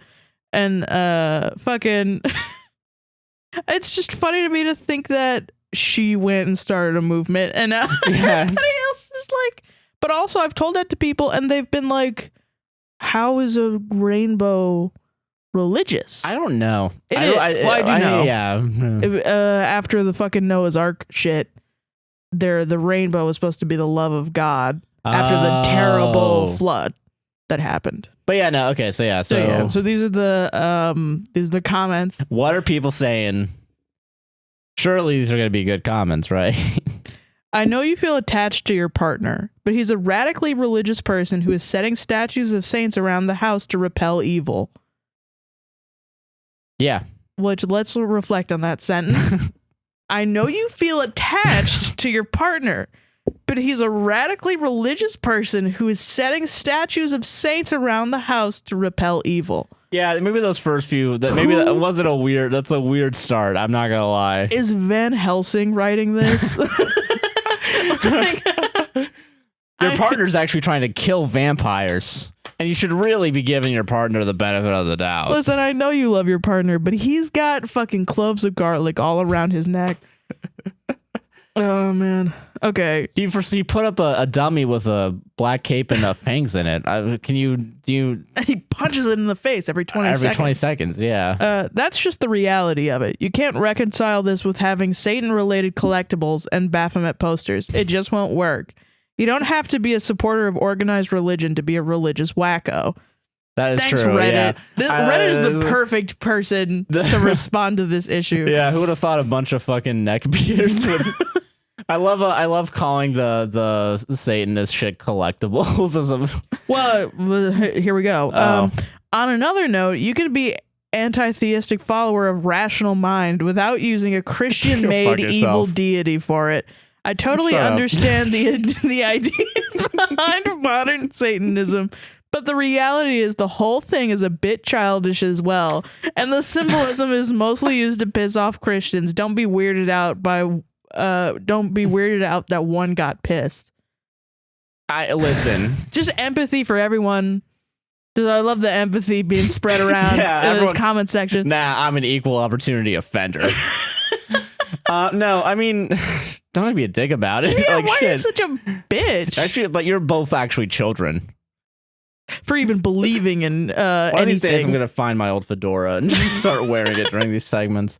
No, like, yeah, How fucking. dare you believe in anything? Come get on my level, Yeah. scrub lord. I don't know. I get the idea of, like, if you don't want to be called a Satanist, call yourself like a humanist or something. You know, if that's what you want to preach. Well, I mean, Levian Satanism is humanist. I mean, yeah, true. That's what it But is. if you want to call it, like, I mean, yeah, if you want to call it Satanism, I don't give a shit. People call it humanism or people call it Satanism if that's what they want to choose to, you know. My thing is like, honey, Nah. you're just a goth humanist, which Yeah. means Satanism. That's okay. Yeah, that's cool. Whatever. Yeah, good to be a humanist. I mean, use whatever fucking label you want, and then everybody tells you it's shitty and go fuck Yeah, themselves. tell them to go fuck themselves. Yeah. Stupid. I don't know. Fuck. God, that's such a funny fucking Collectibles, man. collectible. It's so like funny. Funko Pops. Everybody's catching strays in this comment section. You know that guy also collects Funko Pops, like You for know Marvel, it. like for sure. He's using the word collectible like it's a slang term, but he has like he has that wall of just Pickle Rick Funko Pops just behind him while he's typing this comment in. If you're a regular human being, you collect something whether you know it or not. Yeah. Unless you're Kanye West and you live in a fucking minimal nothing in your house. Everybody True. has something. Everyone's got something. Yeah. Jesus Christ. It's normal. Cans. Josh likes cans. Okay. I think if he were more understanding, I'd recommend having a place where you can have your own room to decorate. However the hell, pardon the pun, you want. This is what has You worked. knew that you could have changed a pun. You knew that you were gonna say a pun. Fuck you. Shut up, nerd. This is what has worked for me and my insatiable desire for skulls and witchy shit versus my fiance and his very Catholic family. However, if there's no compromise, then I think you have to think about the relationship as a whole. You deserve to express yourself how you want. That's true. Yeah. Is that a different comment just altogether? Yeah, it's a different. Oh, okay. I thought that was the same guy. I was like, that's a weird tone shift. No, no. Okay. All right. Yeah. Okay, and this is OP responding. Okay. This is a good idea. I think one problem we have faced is that we have a 2-bedroom apartment, one of which is the study. All that is in this room. All that is in this room is one long desk with my PC on it and a printer. My PC is a gaming streaming setup, so 2 monitors, PC on the desk to avoid dust and dog hair, and there isn't space for him here. He's complained about not having space in this room or on the desk, and he has said that he doesn't understand why I can't put my tower on the floor to allow him space for his things. My previous PC actually cooked my GPU thanks to dust and dog hair from being on the floor, even with a clean every 2 months. Dog hair sucks. So it's not something I can compromise with. In addition, he doesn't actually use desks as intended. The desk he did have in here previously was just a place where he dumped paperwork or random stuff that didn't have a place. And the entire time we've been together, I saw him use his desk as an actual desk once. He says I've taken over the space, but only wants to use the space as a dumping ground for documents. I think this is another point of contention that makes this issue so much harder to address, and I'm at a loss. I'm beginning to wonder if we truly are just not compatible. Really? No, I think it's no. Fuck. Yeah, don't. It's I will your say fucking I'm desk. never at my desk, and we are in a similar situation where this is the study, Yeah. and the other room is the bedroom, Yeah. and we have 2 desks in here, True. and I am never at my desk Yeah, no, I get it. because I yeah. have like 3 computer setups all throughout this house, and I'm Yeah. constantly going between them. In actuality, Sarah's the one encroaching on the space. No. No, But yeah, no, fucking yeah, no, but I feel like you both have your own desks. no, it's one desk. I Oh, it think. is one desk? Oh, get another desk then. I don't know. I think the problem is like you're just not compromising. No, yeah, there's no compromise. He wants shit his way, like a little baby. Yeah. And then you have to be like, no, I can't. I can't do that. Let's try something else. And then he's just like, No. Dude literally tore down your flag, dude. That's fucking crazy. At that point, when you start fucking tearing down property of somebody else, I'm like, you're done. You're done. True. How many more comments you got? I got like 3. Oh, really? Oh, shit. Okay. Yeah. Also, you deserve to express yourself how you want. This is still OP. Is exactly what I needed to hear right now, because it's true. I think sometimes I forget that I am my own person with desires and needs that fall outside the scope of what my boyfriend can offer. And if he doesn't let me do or have my own thing, I should probably reassess the true value of the relationship. Perhaps I am putting too much value in this feeling of simply being loved as opposed to the feeling of self-fulfillment and interpersonal satisfaction. Thank you for your words. They have left a positive impact on me. Oh, that's nice. Yeah. Okay, fucking last one. Okay. Pretty much. Okay.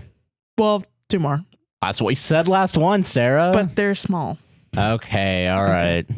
I've also read the Satanic Bible, the Holy Bible, the Quran, studied pagan beliefs, and a few other religions. Fucking nerd. It's kind of a nerdy thing to do. And yeah, Satanism has nothing to do with Satan. If you're going to worship someone, worship yourself. If somehow you could get him to read the Satanic Bible or some key pieces of it, so where y'all can have an actual conversation about it, somehow, some way, he needs to be willing to let you explain to him what it actually stands for and says. After being together so long, you'd think he'd be able to listen to you explain yourself. And this is the reply to that comment. Oh, no. From somebody else, not OP. Oh, shit. True, but... Oh, come on. What's the but? What's the but? I'm ready. I'm ready. OP also equated it with Christian beliefs. You can have a saint statue, I can have a Baphomet flag. So the BF, who comes from a culture-placed family where not only is faith important, but witchcraft is also apparently a negative thing, is probably not in the right headspace to get to this right now. While the BF is outwardly agnostic and may not go to church worship anymore, his reaction clearly shows that he is fundamentally old-school Christian. I love it when people say obvious shit in the comments of stuff. We got one recently where we were like referencing the Judges podcast, which is great. We love them. Are we gonna officially? This is the first time we've actually talked about them. the Judges. They're great. Yeah, we do basically the same thing they do.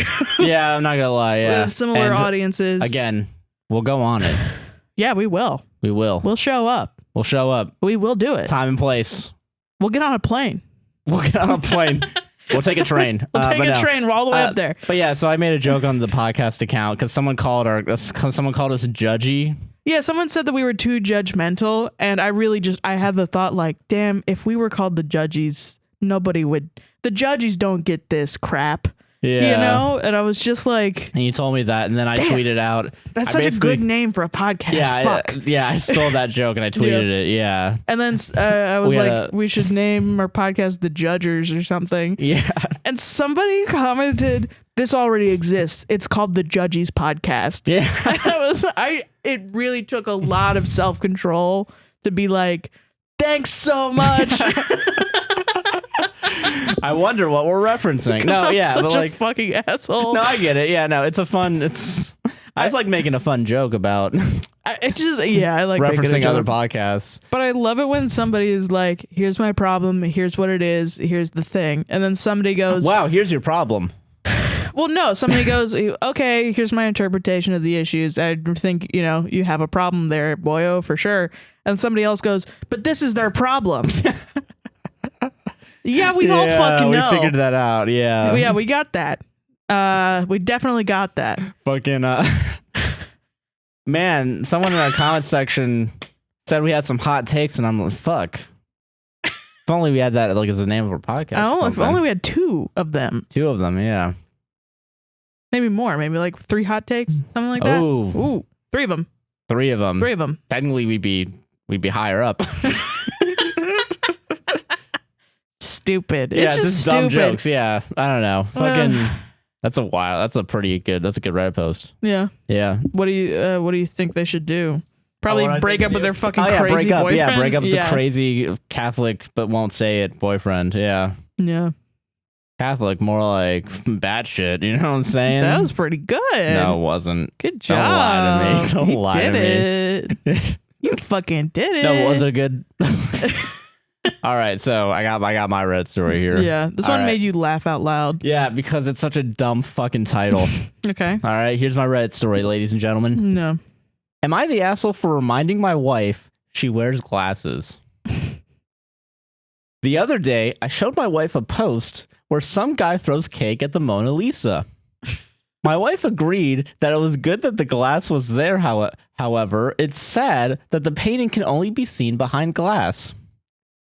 I reminded her she wears glasses and everything she sees is behind glass. Now she's upset. End of post. Are you fucking kidding me? That's so funny. So, I need to read all the comments. Because fucking idiot. Not all of them. I need to talk about the people that are for some reason white knighting this guy. Because OP has not responded to any of these comments. But there's one guy responding on behalf of OP. Really? So there's the top comment, Okay. which I'm going to say might be a good comment. Yeah. You're the asshole for posting on the internet for the sole purpose of mocking your wife. Okay. That's fair. Yeah. Yeah. You know, yeah. Well, is it mocking? I don't even really know. I don't think it's I don't. This is a, I this feel just like a it dumb just thing. shows how stupid he is. Yeah. Because what she said was, well, it sucks that there has to be glass because people are going to throw Trying to cake at destroy it. it. And he goes, but you wear glass every day. And it's then like, she's like, you didn't. that's not the what I fucking meant. point. But now she's upset. Yeah, so she's a bitch. So yeah, okay, I So kind of yeah, see I get mocking. that. Yeah. So you're the asshole for posting on the internet for the sole purpose of mocking your wife. Okay. Not OP. Comes in. Just a fucking guy. Just fucking Greg comes Just in. Greg comes in. Negative 34 upvotes. Oh fuck yeah. Says he's an anonymous internet dude. Nobody knows who his wife is. No harm done. That's not at all. What? That doesn't make any sense. Different comment. So you can only mock somebody if you fully name them? If you dox Tom Cruise, that's the only way you can make fun of Tom Cruise. Did you know that? And that's wrong. And that's apparently wrong. It's apparently wrong. Okay. Someone, main comment says, you're the asshole and your joke isn't funny. Same guy comes in, Greg comes back, negative 25 upvotes. Just says, Yeah. yes, it is. Okay, so this End is of for sentence. sure the husband, but in a different account. Like that's for sure what it is. And then someone else comes in, for some reason has negative 1 upvote, Oh, weird. says explain why, and no response. And it has been an hour. That's so funny. Pretty much everyone else is just saying you're the asshole, and then one person was like, this post is just a waste of space, what the fuck.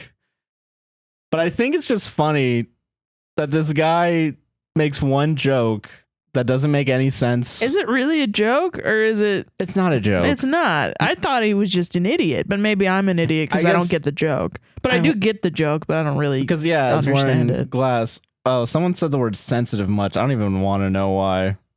Oh, wait, hold on. There's actually a lot of not the assholes. What? What? Holy shit. This is weird because, like, okay, so the top comment has 125 votes.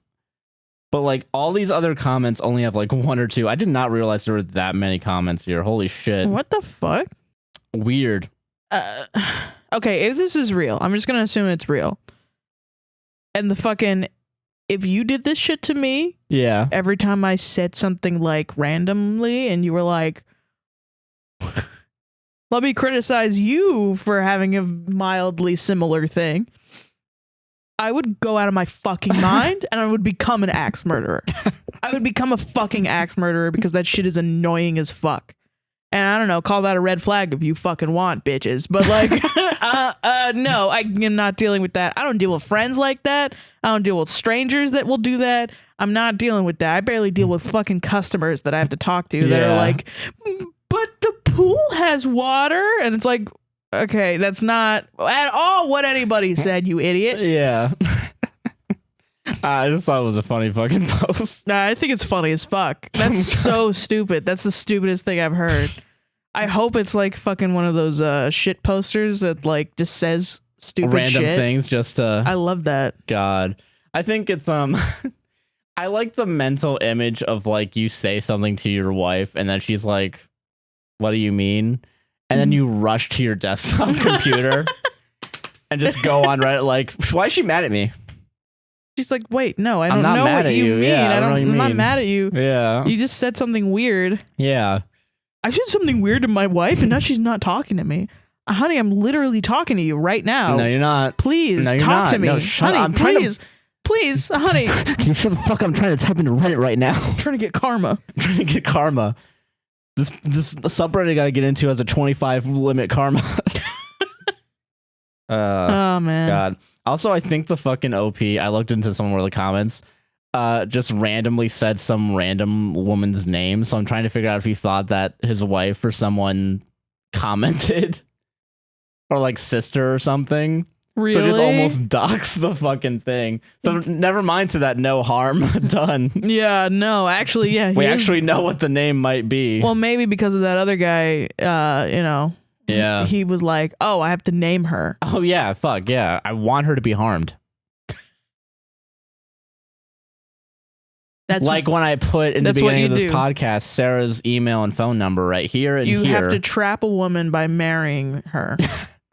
And then you have to plot 24/7 every day her downfall.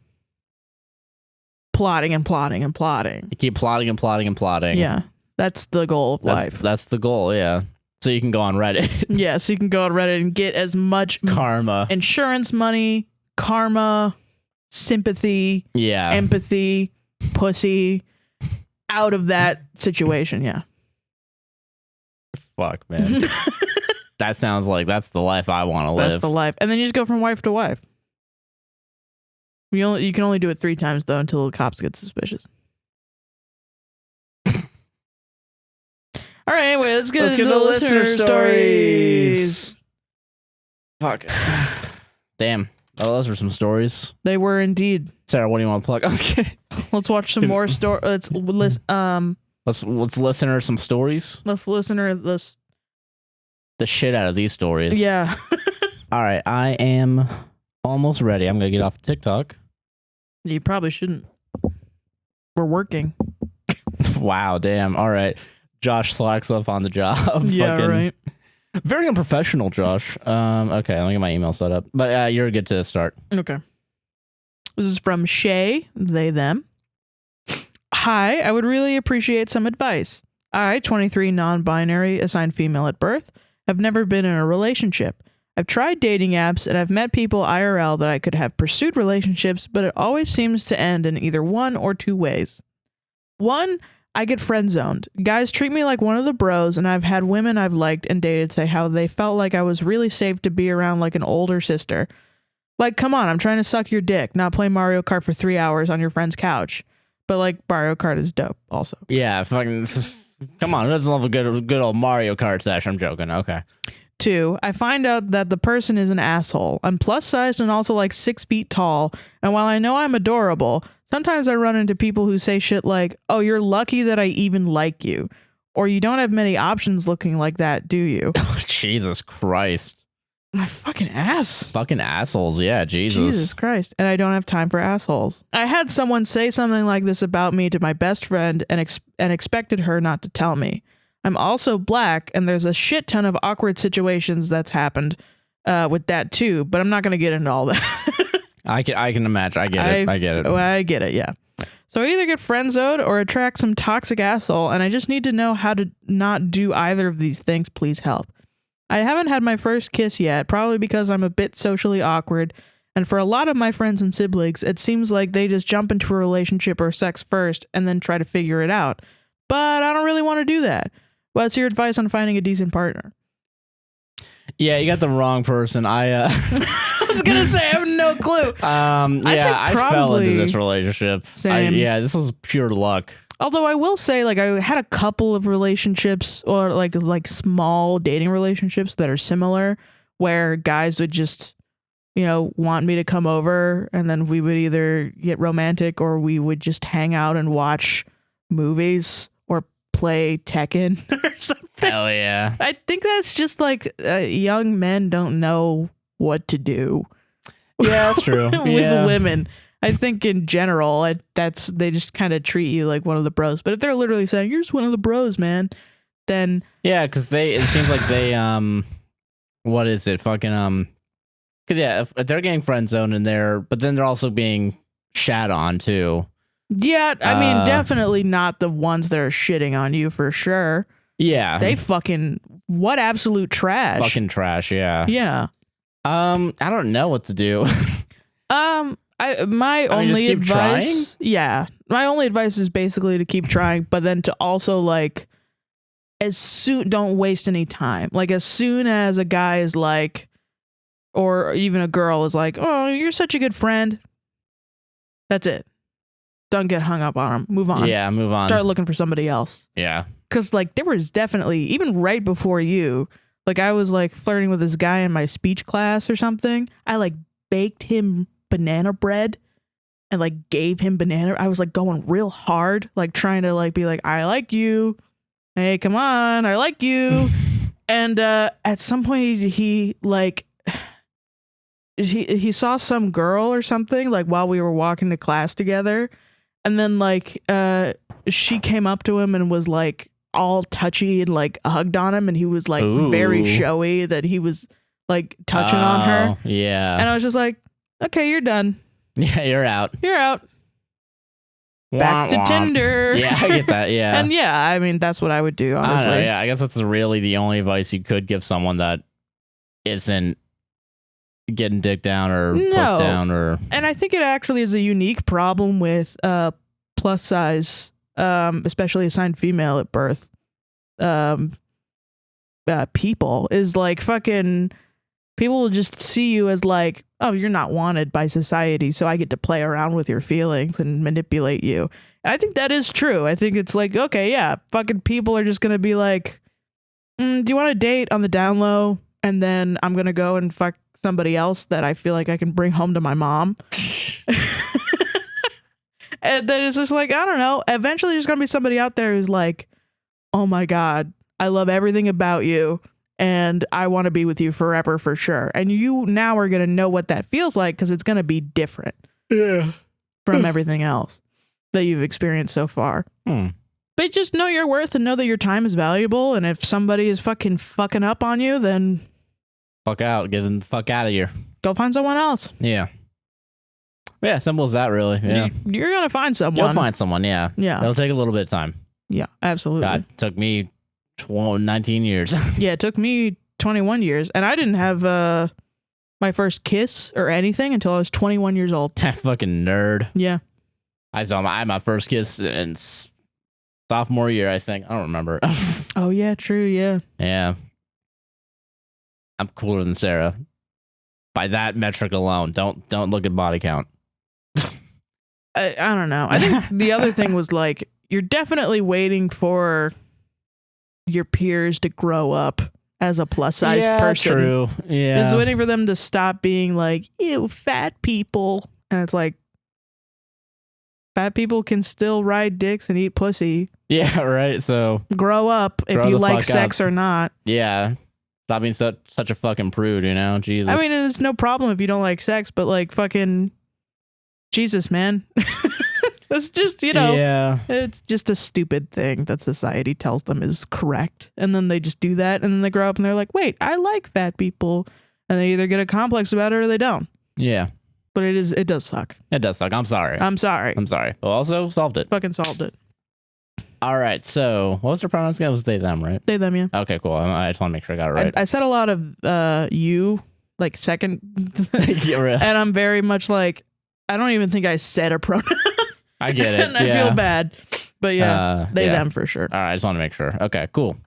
So, woo! This next story comes to us from Anonymous. She, her.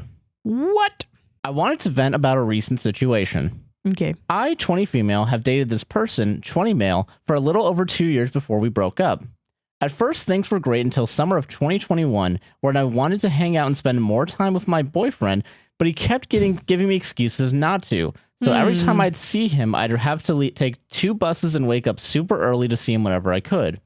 Sometimes he would get angry at me for saying I missed the bus and couldn't see him, but I didn't think much of it. As summer went on and this kept happening, I had time to think about the rest of our problems, and every time I'd bring them up to him, he would just say, yeah, I'm sorry I did that, and brush me off, and not to talk about it more. Whenever I pushed on it, I'd be, quote, starting issues. What? I really wanted to fix our issues since I loved and still do dearly, but he never seemed to until he left to another country for 2 months to visit his mother and work. All of a sudden, he became super anxious and would talk to me more than usual, and this put me off as for months we would go a lot without talking, and he would say that I didn't need to talk to him every day, and that's fine. He became super jealous over me rekindling an old friendship with a childhood best friend, and the constant pressure of him not wanting to talk, but also wanting to, but just not about our issues broke me. I was suffering heavily from depression at that time, and couldn't handle a relationship anymore since he didn't want to address the issues. I broke up with him, but we talked it over, and he said he would be more present when he gets back, and that he will change and get back together again we got back together again in under 24 hours. Okay. Not even a few days passed, and he broke up with me over text, which he called immature when I did it, but it's okay when he did. Yeah, of course. And just said to give the keys back to his apartment. Out of a lot of anger, I said things that I really regret now, and in the present day we have talked about. In November, we went no contact simply because he was putting a lot of pressure on me about things that were out of his boundaries, as he wasn't my boyfriend anymore and I needed space. Recently, we have rekindled and talked about what happened to the relationship, but at first he seemed to blame me for a lot. When I took my stance and told him a few days after that actually no, I don't think it was that much my fault, as we both equally fucked up. Anyways, overall, I miss him as my best friend and I still care about him, but after 4 months of not talking, he's already moved on to a new girlfriend, and I'm happy for them, but I'm really deeply hurt that he didn't see it in himself to be better or change as he says to me while he was with me. I just feel like somehow it's my fault and that I could have done something to save the relationship between us.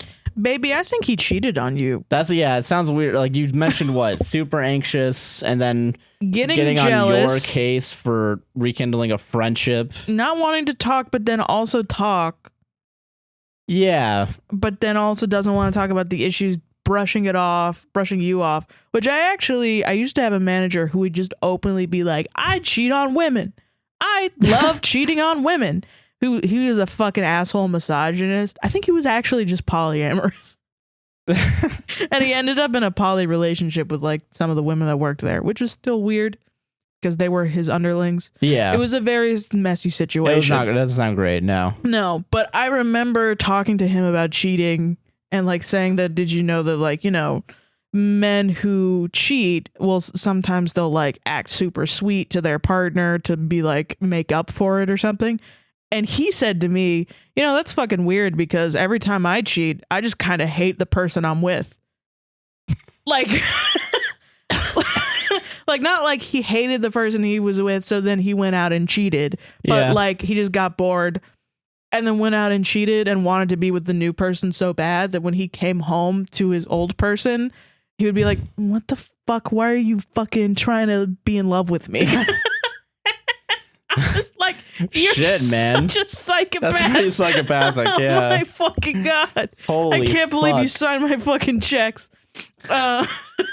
Do not trust this person. Holy shit. I was like, whoa. But it's a crazy insight inside of a cheater's mind, you know?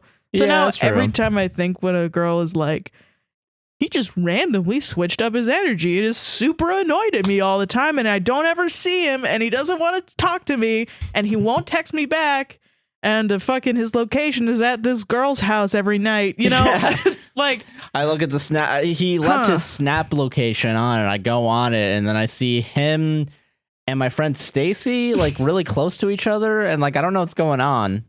So then he comes back and he breaks up with you, and then he continues to want to be with you.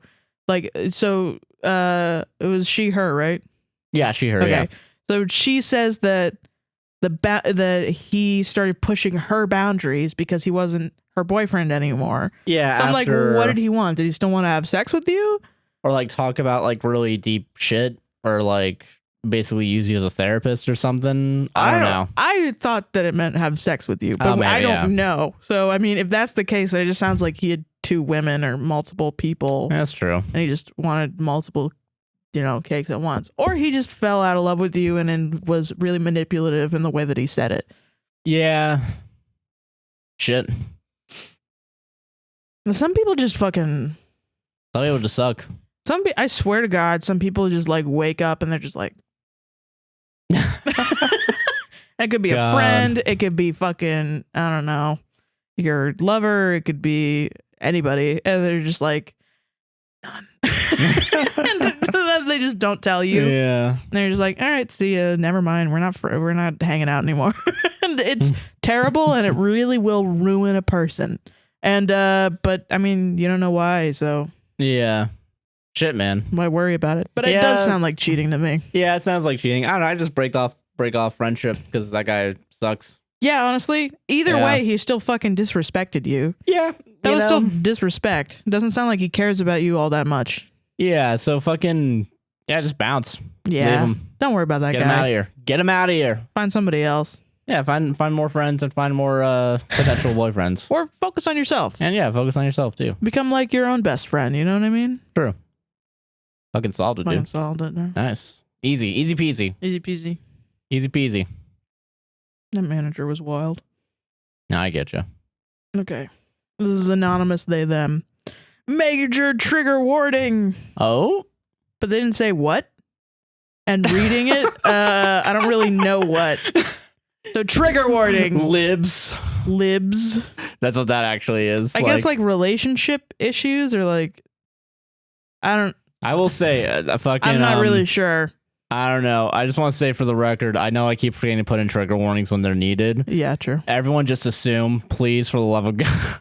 But let me know what you think the trigger warning is for, because maybe I just don't know. All right, I'll do the buzzer. I'll do the that's the trigger.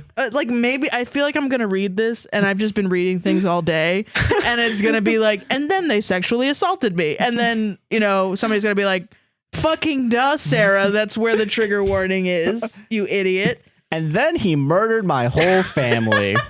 Yeah. Trigger warning. Maybe. Anonymous they them, major trigger warning for something. Okay. For whatever it is. All right. Am I the asshole for wishing my ex would just leave me alone? Probably not. I am an 18-year-old non-binary person who's just finishing my last year of high school.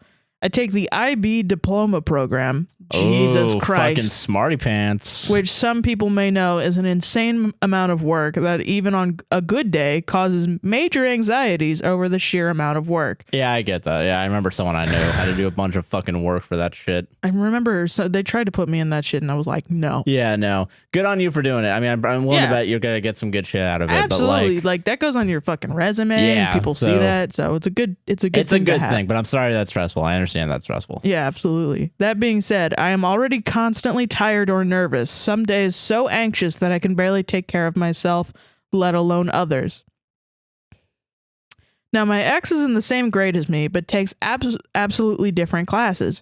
She, 18 female, and I dated on and off for the last year and a half, and I would say easily she was the strongest love I'd experienced in my life. We had our future planned out together all the way back in the middle of 2021, and I was desperately trying to get into a college in the States so that when she moved back there, I would be able to be close to her. Regardless of my unwillingness to actually live there around... Oh, sorry. Fuck, I said that sentence wrong. States so that when she moved back there, I would be able to be close to her, regardless of my unwillingness to actually live there. Okay. Around December of 2021, we had such a bad argument, however, that we split up on the harshest terms possible. She said a few wrong things. I got unnecessarily mad over them. No one was specifically at fault. That's a weird way to put that. That's weird, yeah. Just say that did you both say things that you didn't mean or didn't want to? Was that... Well, but then they specifically said that she said wrong things. Oh, okay. And then they got mad over it. I don't know. I don't know. I thought I'd moved on, but in January when we reconnected, not in the best way, mind you, I realized I was just as heavily in love. So I approached her about it, and after a long discussion, we decided to give it a try. We remained unlabeled, but anyone who saw us would have said we were basically a long-term couple. It was going amazing. I was finally happy, even amongst my greatest anxieties coming true. all at once that I had a person I could pursue a future with. And then, towards the middle of February, she started avoiding me. She didn't message unless I did first, and at school, she would not look at my messages asking where she was until the end of lunch, same after school. I got so frustrated that by the end of the week, I pestered her until she told me what's wrong, after which she confessed she'd lost feelings. Up until the week before, she had been telling me she loves me, talking about living together in the future, Jesus Christ, living together in the future, etc. I was heartbroken that she had led me on and then ignored me for a full week, regardless of me asking what the matter was several times every day.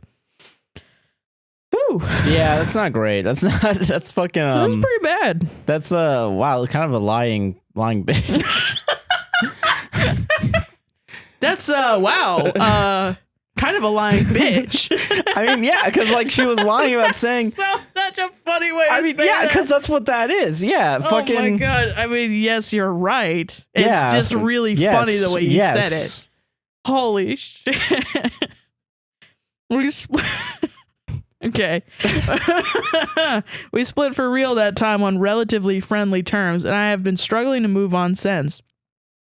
Right now, I'm doing better, kind of seeing someone who I really like. My ex hasn't contacted me for a while and literally ignores my existence at school, even though I try to smile and wave as a hello. She said herself she didn't want to be strangers, and yet she acts as if I don't exist until she needs me. The only time she has messaged me since then have been when she felt lonely or on the verge of some sort of breakdown. Oh my god. I mean, I'm sorry she's on the verge of a breakdown. But also, like, yeah, she's just using you at that point. I've totally been that person where somebody's just like, I'm about to break down. And I'm like, where were you the last 6 months? We haven't talked in 6 months. And I, of course, still with feelings, have been there to the best of my ability. Today, she messaged me out of the blue after she told me she didn't think she could talk days that she misses me. I don't know. She says she can't move on and makes it seem as though I have not tried to maintain a friendship. What? But she's the one that's fucking them over. Yeah, by like pretending that they don't exist. Yeah. She says she wants to still talk, be friendly because she doesn't want to lose me. But all I want to tell her is to leave me the hell alone. I get that. She hurt me in so many ways, many times, and yet I just cannot seem to tell her to fuck off and let me live my life without her grip on me. Am I the asshole? Or better yet, would I be the asshole? But I just tell her to stop stop talking to me entirely and find a way by herself to cope with something she did. All right, here's a free cameo for you. Oh yeah, show this to your girlfriend. To your ex-girlfriend. There you go. Fucking stop talking to me. You stopped contact first, you fucking bitch. I missed my mouth because you're such a fucking asshole. Because you fucked over this person over here.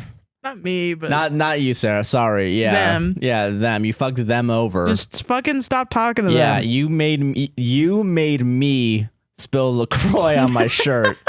You bitch. And don't you dare fucking contact them ever again. Don't find someone else to contact when you're on the verge of a breakdown. Yeah. And to you, listener, you're not the asshole. Yeah, you're not. Obviously not. Yeah, obviously. Yeah. Dude, bitch doesn't even think that you exist. Like, fuck. And then comes to you for... Unpopular opinion. Every time you break up with somebody... Yeah. Unless you're in, like, an abusive situation... You're the asshole in that situation. You know what I mean? Like, and I mean this in the way that I'm trying. Okay, so the person that gets broken up with is allowed to be upset. Oh yeah. Regardless of what happened in the relationship, as long as it's not abuse. I understand that in abusive relationships, it's going to be different. Many asterisks, yeah. Many asterisks. But if it's a normal relationship and it's just like, you know, you just don't like that they... I don't know. You don't like their hair and you're like, I want to break up with you. You're an asshole. But you're just an asshole for like a couple of months. It's okay. It's okay to be an asshole sometimes for a couple of months. It's all right. Everybody's going to eventually have to do it. And that's why it feels shitty, is because, yeah, you are hurting somebody else, but in the long run, it's a better thing. You know what I mean? That's true. But then... Sometimes I think people think it's okay to break up as long as we're on good terms. we're on good terms. We have to be on good terms so that everything is fine. And it's like, there aren't going to be good terms. Yeah. They're going to be sad because you don't want to be with them anymore. Yeah, literally. It's not your fault for not wanting to be with them anymore, but they're going to feel sad. So you're going to feel like an asshole. Yeah, so that's just that's how it is. It's just bad. But then eventually they're not going to feel sad and they're going to find somebody else and they're going to be fucking happy. Yeah, you'll be able to find someone that actually treats you respectfully, you know? And you're even more of an asshole if you just like don't let them recover. Yeah, true. That's what I mean. Yeah, because she's literally coming to them to help them out of breakdowns, like shit. Like basically doing partner duties, like you broke up with them. You broke up with them. She broke up with them. She broke up with them. So then she decided to pretend that they didn't exist and not even mention them. The consequence of breaking up is you don't get to talk to them anymore. Yeah. That's how it goes. Yeah. That's it. Because shit, they need time to heal. Yeah. Let them heal. I don't know. I kept saying the bitch word, but like fucking. I mean, yeah, no. I mean, they're the asshole. Not that she's the asshole. You're not the asshole listener. The other You're person's not the asshole listener. I know it was confusing the way I was talking about it. Yeah, but yeah, no. No, you're not the asshole. You went through a breakup and you were sad. Yeah, you'll find someone that's better for you.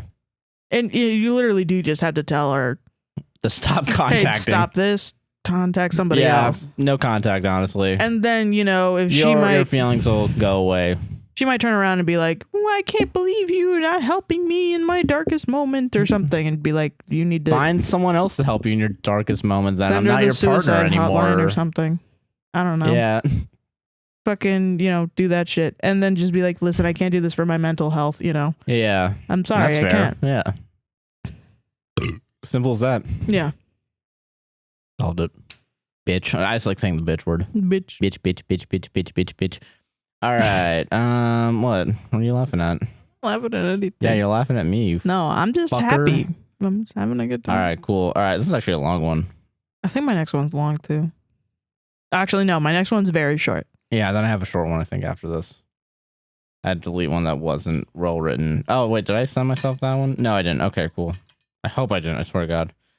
All right, so this next story comes to us from Doodle. Doodle. She, they, her, them. That's a great name. Yeah, Doodle is a good name. Good name, Doodle. Am I the asshole? I want to know if I'm the asshole here, so give your brutally honest opinion. Brutal. I 20. All right, okay, listen, I'm sorry. Do you want to start over again, or? I'll start over again. If we can stop doing this monkey business. It's 1:23. Okay, we gotta do the Wordle after this. You have to do the Wordle after this, and I have Okay, yeah, I'm fine. All right, okay. Yeah. So this next story comes to us from Doodle. Great name. She, they, her, them. Mm-hmm. Am I the asshole? I want to know if I'm the asshole here, so give your brutally honest opinion. I, 21, have never really told people my birthday or even made a big fuss about it, all because of my parents. My last big birthday or birthday at all was when I was 12, and they told me that once I was 12, I no longer had birthdays as they were for children. So when I would do the other birthday parties for friends, my parents would tell me that they haven't grown up yet and I'm being childish. What? So I'm half Latino and half white. My dad being very Latino, my mom being super white. What? My dad's side of the family always did quinceañeras for the 15th of every girl's birthday. We had been to them plenty of times, though when it got close to mine, we had recently attended a few a year before mine. My parents would complain to me that it would be such a pain in the ass to plan it, too much money, and that it would be stressful on the both of them. I, being a very big people pleaser, didn't want to hurt my parents money-wise or emotionally, even if I really did want one. Baby. Oh, no. When it was a few months before my 15th birthday, my aunts and grandma came to me and asked me what I wanted to do for a theme for my quinceañera. My mom was in the room and gave me an annoyed look and waited for the millions of ideas I would have, and I just told my aunts and grandma that I didn't have one. I was the first girl to not want one, and everyone was mad at me for breaking tradition. My aunts and grandma pulled me aside and asked if I really wanted this, and I held back my feelings and said yes, as I didn't want to stress people out. They said okay, and I didn't have one. The next year, my mom's side of the family was getting ready to plan my Sweet 16, and once again, when my aunts and mama asked me what I wanted to do for it, I told them I didn't want one. They were mad and asked why, and I said I didn't want to make people waste money on me and stress out about it. Why are they getting mad at you? So for the rest of my birthdays, I just got a card that said happy birthday and a hug from my parents. God. Yeah, holy shit, man. What the fuck? But when I turned 18, I wanted to at least have a birthday dinner where we would all go out to eat and be with family. My parents said it was fine. I was happy I got to at least do something on my birthday. When my dad did ask what kind of cake I would want, I told him a simple vanilla and chocolate sheet cake you can find at Walmart for $15 to $20. The day of the birthday dinner happened, and I'd gotten there early to get the tables together. Everyone slowly arrived, and soon my mom, dad, and brother did with my cake. When they showed it to me, it was a very expensive-looking coconut cream cake. I asked them why they got that, and they said my mom and brother really wanted it, and it was just so much better than just plain chocolate and vanilla. What the fuck? I was beyond upset. Yeah. For one, I hated coconut. What the fuck? The texture, taste, and smell just upset my stomach. And two, that all I asked was for a simple and cheap cake, and they got an expensive one that my brother and mother wanted.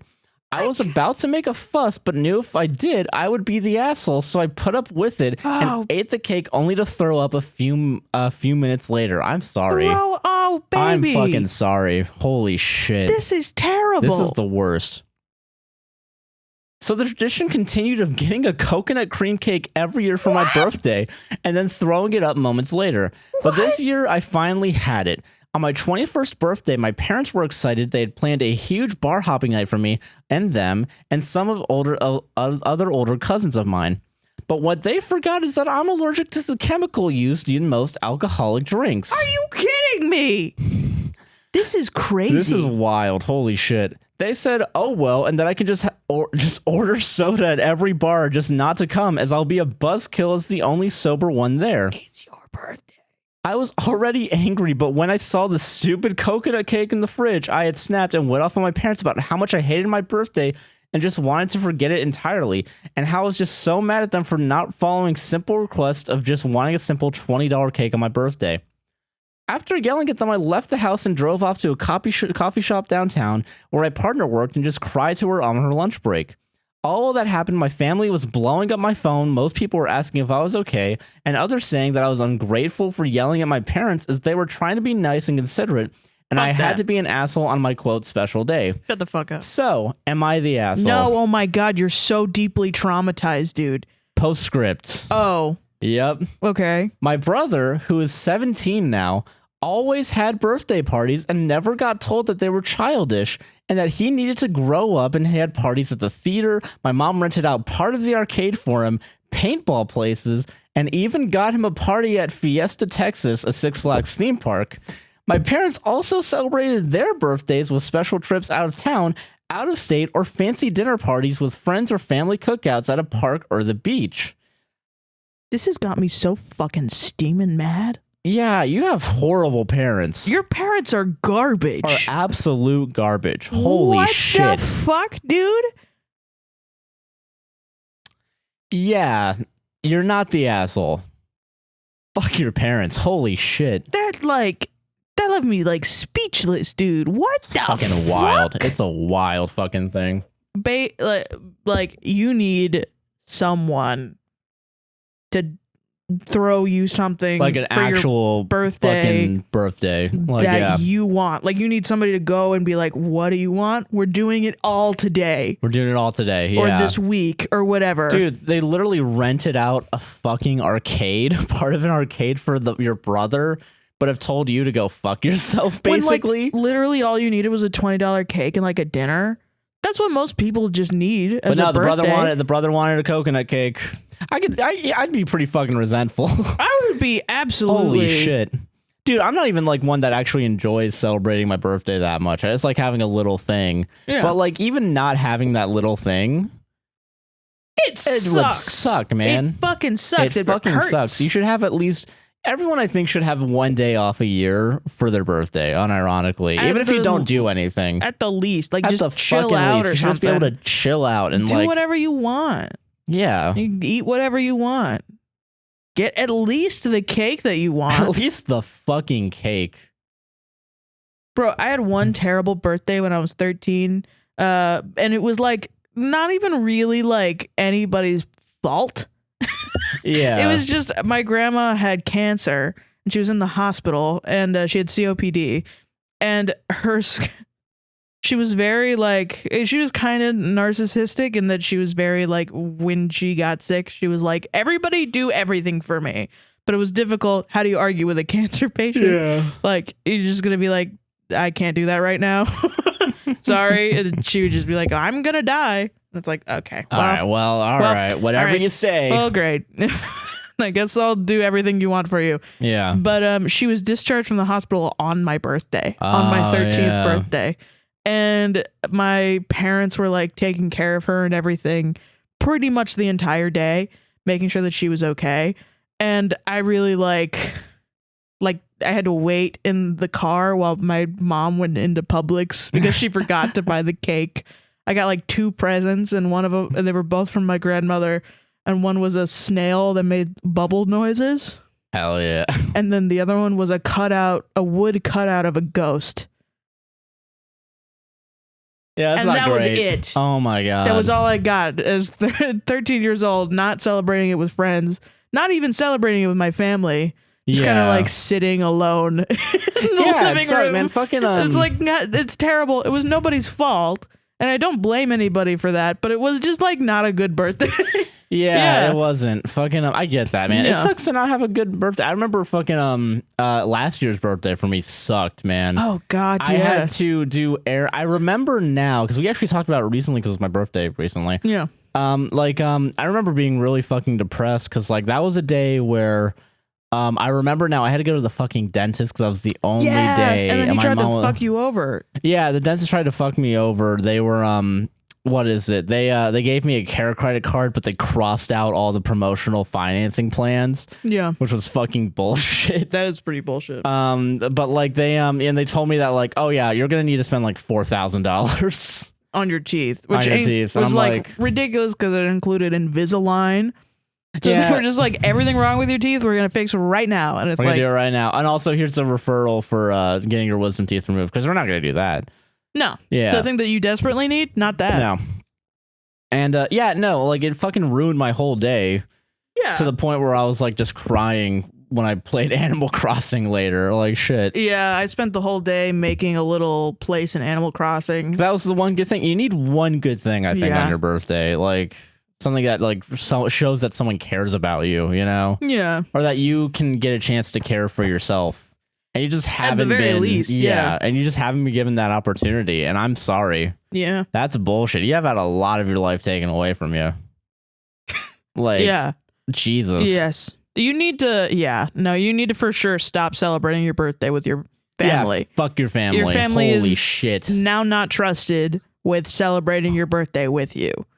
And I mean, there are legitimate reasons for not wanting to have your birthday. Like, you know, if there's trauma associated with it, which this is trauma. And like, I mean, I definitely, my parents apparently like have like a weird thing about birthdays where like bad luck happens or whatever. Yeah. So we don't celebrate birthdays on the birthday, but like they still at least try. Because there's still a want to celebrate a birthday, but like, you know, you can choose when your birthday is. That's true. Yeah. You can choose celebrate it whenever you want. Yeah. So like, fuck.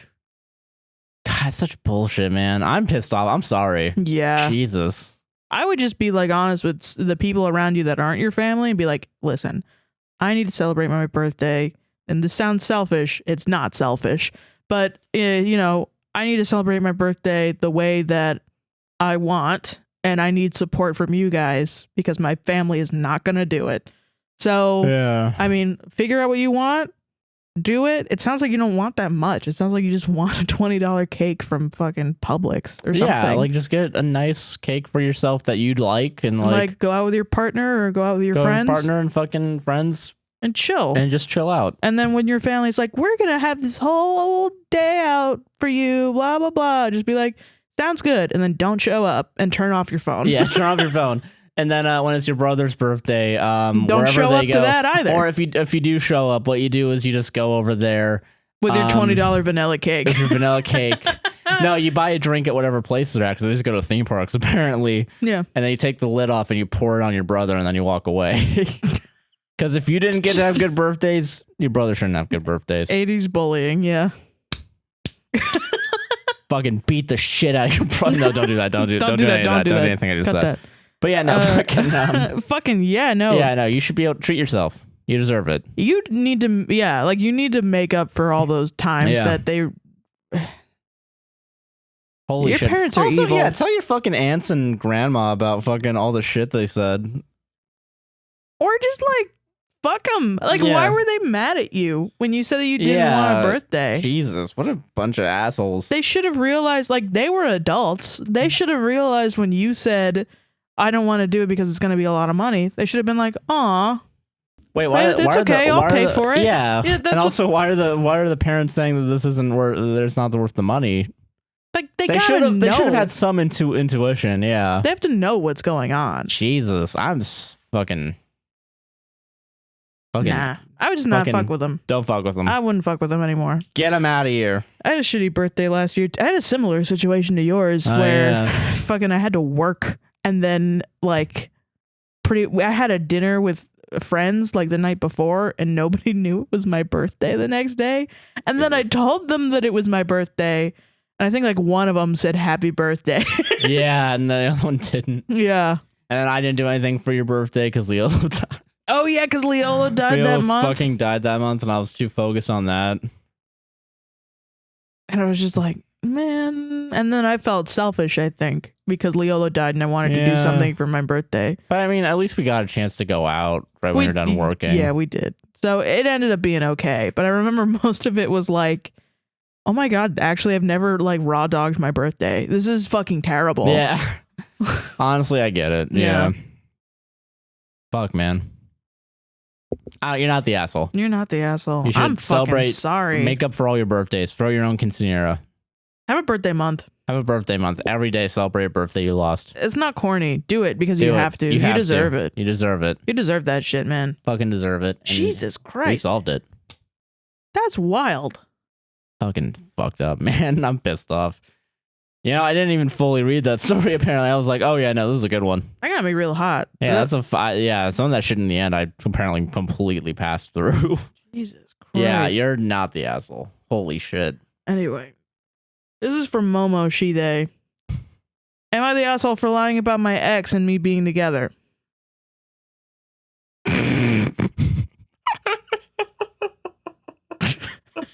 That's it. All right, I got a preference. Sarah did tell me about this one. That was the old one. to you, Momo, and this is a good reminder. This is actually, let's take this moment to talk about stories we don't accept. Momo, resubmit your story, but like with the content in it, please. With the content, and you silly. We're gonna use this. We're gonna use this moment to please double check your stories that you send in. And also, just check them. Just read them. Just read them. Don't make a bunch of run-on sentences that cause me to delete them. Honestly, yeah. If you do send us a big block of text, it's like a 50-50 chance we're going to read it. Yeah.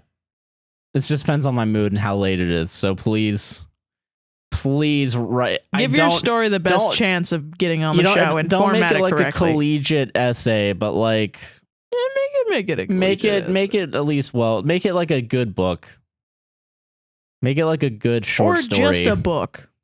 Make it a book. Sell it to Penguin Publishing. You'll make millions. Or just like... Don't give us the content. You made the content. Paragraph format. Yeah, please. There you go. Please. Okay. Especially if it's longer than like 5 sentences. Please separate them into paragraphs. Yeah.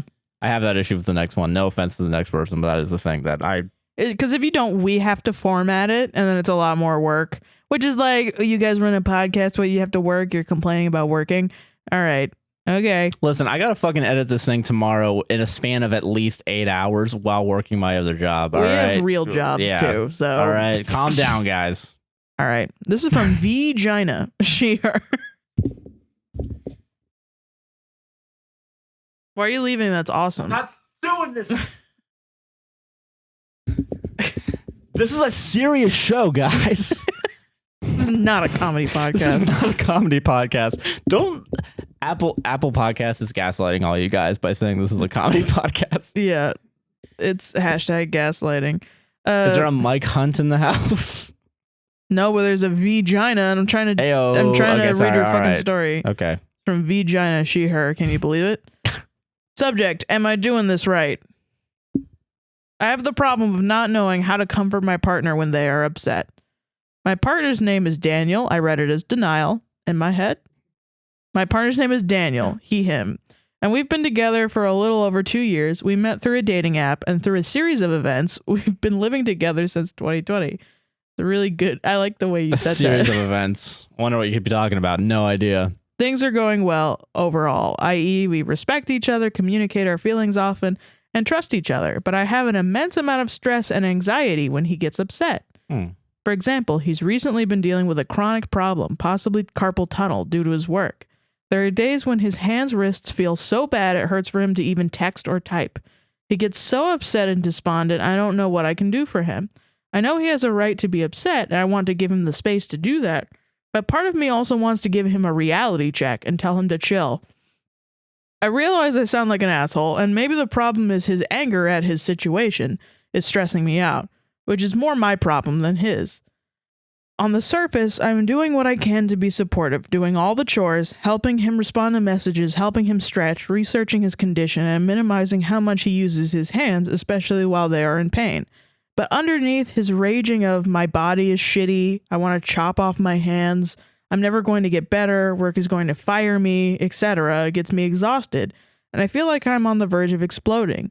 I want to tell him, hey, you're going to be fine, you're doing what we can. We are doing what we can. Your supervisor literally gave you days off so you can recover. You're also too much of an asset for the company to let you go. Plus, firing you due to a medical condition is illegal. True, yeah. I think between the juxtaposition of his attitude, and this will really date this story, and the fucking war in Ukraine, I have empathy, but only to a point. I don't know what I should do. Any advice would be great, even if it's suck it up and stop being an asshole.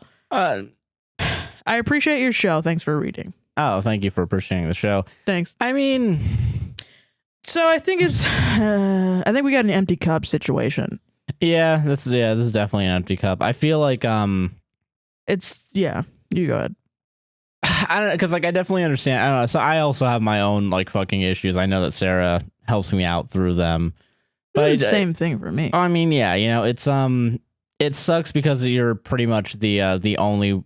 It feels like it sounds like you're doing a lot more to help them out, and you're draining yourself, and it's getting to a point where it's affecting you mentally in a bad way. And you're not able to give them empathy when they are upset as well. Because it also seems like because you're focusing so much on them, they're not really focusing on you. Because they can't. Because they can't. Yeah. Because they have carpal tunnel. Yeah. I don't know how to move forward, I guess. Well, it sounds like, I mean, I don't know if he's going to a doctor, but, you know, he should be seeing like a hand doctor about this. I actually had a friend who went through a similar situation because of had got intense carpal tunnel in both of his hands and had to get surgery on, I think he's only getting surgery on one arm, because the other one kind of fixed itself. Weirdly enough, yeah. But maybe he might have to get surgery on both, which might be something that sounds like your partner might have to go through. Might have to do. I mean, yeah, which fucking sucks. But then it's like, okay, he's dealing literally with a disability. Yeah, so you just gotta you need to take time for yourself to replenish yourself and fill up your cup, so that way you can actually be empathetic to your partner. Help out your partner. Because listen, as someone whose fucking hands are gonna get carpal tunnel at some point with the amount I edit and like go between fucking going from 2 different computers and using 15 different mouses, it sucks to have this pain in your hand when that's basically your entire job revolves around you needing it. Yeah, it's like anxiety. It's like, when is it gonna go out? When is this gonna stop? You know, how is my hand gonna get worse? Am I just gonna be in pain all day? Yeah, you know. I mean, I personally, I think you both need to cut yourself some slack. Yes, because you're both dealing with a very difficult situation. a terrible medical condition. Honestly, and people say carpal tunnel is like, bleh, it sucks. No, it sucks. I mean, the idea of having carpal tunnel on either of my hands. It's like emotionally scarring. Yeah, Yes. I'd be like, shit, man, I can't do like my friend half of the shit. would fucking call me, and he plays viola, and that was mostly the reason behind his carpal tunnel, Yeah. I think. And he'd be like, I can't feel my hands. I don't know if I'm gonna play. And he'd be like crying because it's like you need your fucking hands for shit, man. Yeah. It's terrible, the idea of thinking that you're just not gonna have hands. So Everyone's fucking too used to their hands. You don't have no idea what it's like to yeah. function without them, you know? Like Yeah, or like losing any ability. It's, you know, it's traumatizing. It is traumatizing. So, you know, I think you both need to cut yourself some slack, and I think you need to talk to him and say, listen, I'm running myself ragged. We need to figure this out because, you know, I want to be there for you, but I am so drained by having to do all the chores, having to do all this stuff, blah, blah, blah, that I am not able to emotionally be there for you emotionally. And that's scary because we're in a relationship. Yeah. And I should be able to do that. But the problem is this is causing such an issue, like a strain, that like we need to figure out a game plan on how to figure this out together. Yeah. And he should be receptive to that. I don't know. I think there might be like well, I'm the one that's, you know, has my problems with my hands. I can't do anything. But like, I think you guys should be able to work it out and work as a team. As strong as like communication, you know, yeah, as you say, to figure out.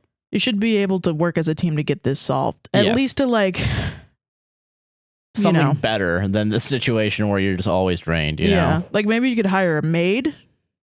If you have the ability to, maybe like someone that you can, like an extra pair of hands. Yeah. Or maybe have somebody come in and like help you with chores or something. Yeah. Like a friend or something and be like, here's $20. Yeah. I don't know.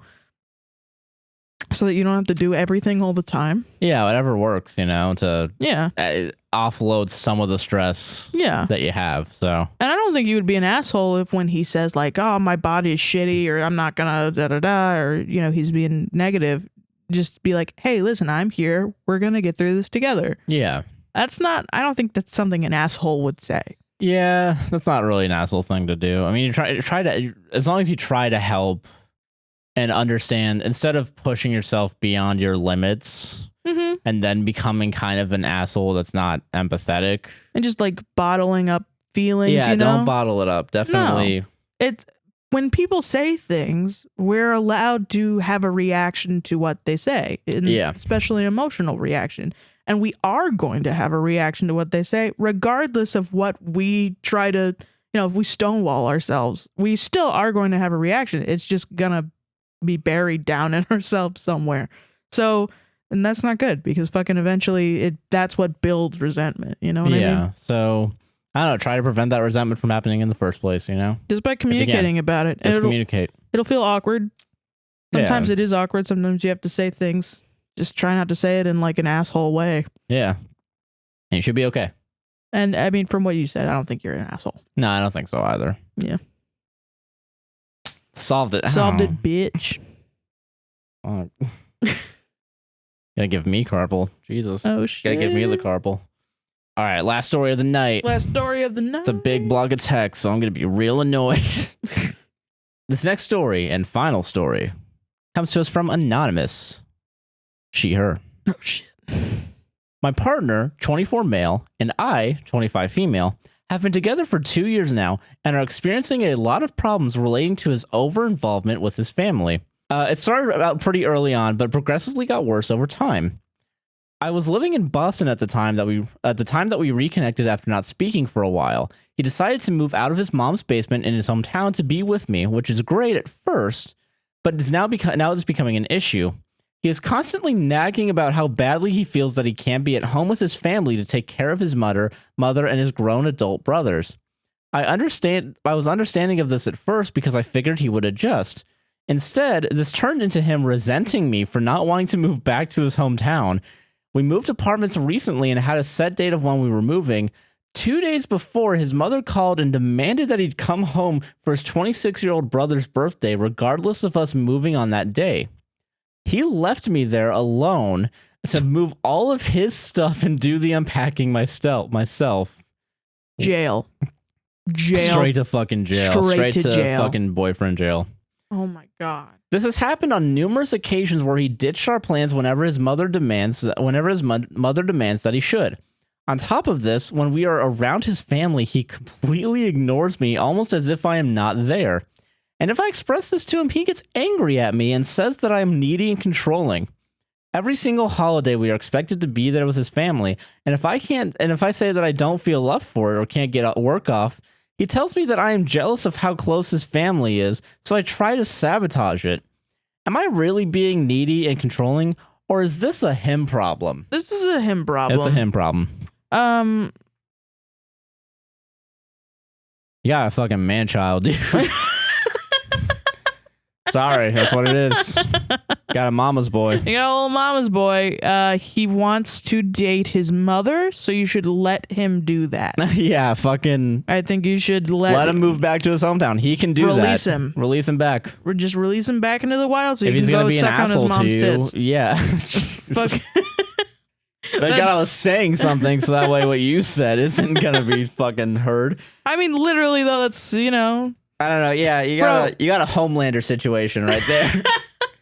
As we say in the boys universe. Oh my God, we're turning so cringe. Fucking, it's like in that episode of Boys where no, fucking yeah. What an asshole. Yeah, you're not the asshole, and you're not needy, bro. He left you. If somebody did that to me, and then every Thanksgiving I was like, I don't feel like it, and he was like, I would legit be like, well, I'm not my mom. Like, I would absolutely bully him. I would bully him because I would be so out of my skull. Well, yeah, because dude, he literally left you to unpack all of his shit. Not even just your shit, his shit. I would fight someone. Yeah, that's bullshit, dude. Then you got to figure out how to bring the U-Haul back. Like, come the fuck on. Oh my God. Yeah, no, I'd be pissed off. I would be pissed the fuck off, dude. Moving heavy furniture just by one person. Some of that shit's impossible. Yeah, no, it's completely impossible. Dude, imagine having to move the couch. Nah, our current not couch. Gonna happen. Our TV. Even either of the TVs. Our current TV, yeah, it was kind of smaller, but not really. Yeah. Literally any piece of big furniture would be nearly impossible without help. No. I think even if I had to take a chair by myself. Oh, yeah, no. I'd still be mad. I'd be annoyed. I'm a little I'd be annoyed pussy, as though. Fuck. I would just be like, oh, baby wants his fucking mommy's milk, huh? Yeah, literally. Mm-hmm. Baby wants to see his mommy. I would just do that all the time. Yeah. Yeah, I don't just break up with him at this point. Or bully him into breaking up with you. Yeah. That's bad advice, but do it. I mean, I don't know. Yeah, like, I don't know. Talk to him about it. Bring up all these things at some point. I mean, talk to him about it. Sounds before like you have up. done that already, though. If you haven't talked to him at this point, I assume you have, but like... If you haven't talked, go ahead and do it.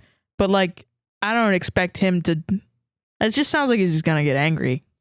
Yeah, true. Be like, "Ooh, what do you mean? I'm blah, blah, blah, blah." Shut the fuck up. I don't know. I hate him. I hate your boyfriend. Not a fan. Yeah. Not a fan. Yeah. I'm done with him. Throw him away. Throw him in the garbage. God. Fucking asshole. You're not needy. Yeah. I would be gone. I would have put all my shit back in the thing, put his shit in boxes, and like left a note and just been like, we're done. I would have put his boxes on the curbs. Yeah. Yeah. Like just let fucking it get left out in the rain or something. Oh, hell yeah. But yeah, fucking, yeah, fuck him. Fuck your boyfriend. Fuck your boyfriend. Not literally. Not literally. Stop fucking him. Okay. All right, he fucking sucks, man. Yeah, he sucks. Solved it. How many? What's the counter of relationships we've told to break up?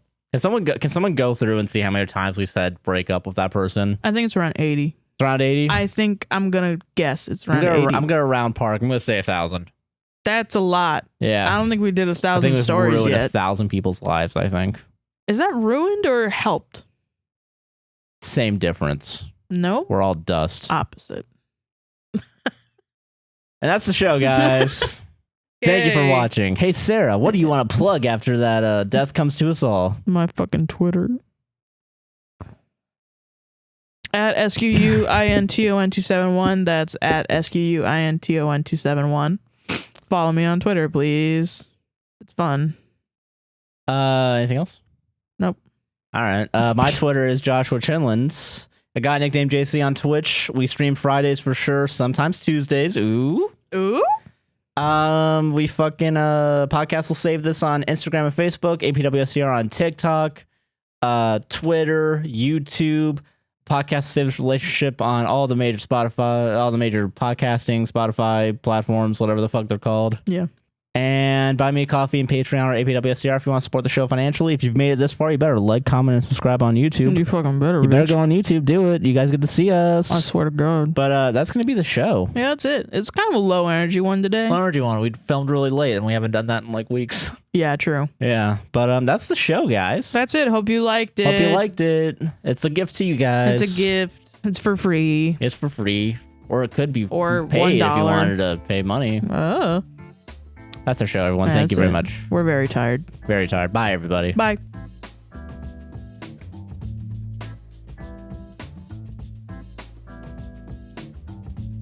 We really fucked ourselves when we started this podcast by doing an outro, huh? We were so fucking gung-ho. We were so like, fucking... To perform. Yeah, to perform. Like... To entertain. Man, 19-year-old me is a fucking idiot, dude. Gabagool. Gabagool. Make my life easier. No. Fuck. I need the clap at the beginning and the end because the fucking video goes out of sync. Alright? Okay, I'm gonna do it again. Okay, yeah. Now, if you ever fucking do that again, I swear to God, I'll come to your house. Yeah, it's gonna be real easy to come to your house then, isn't it?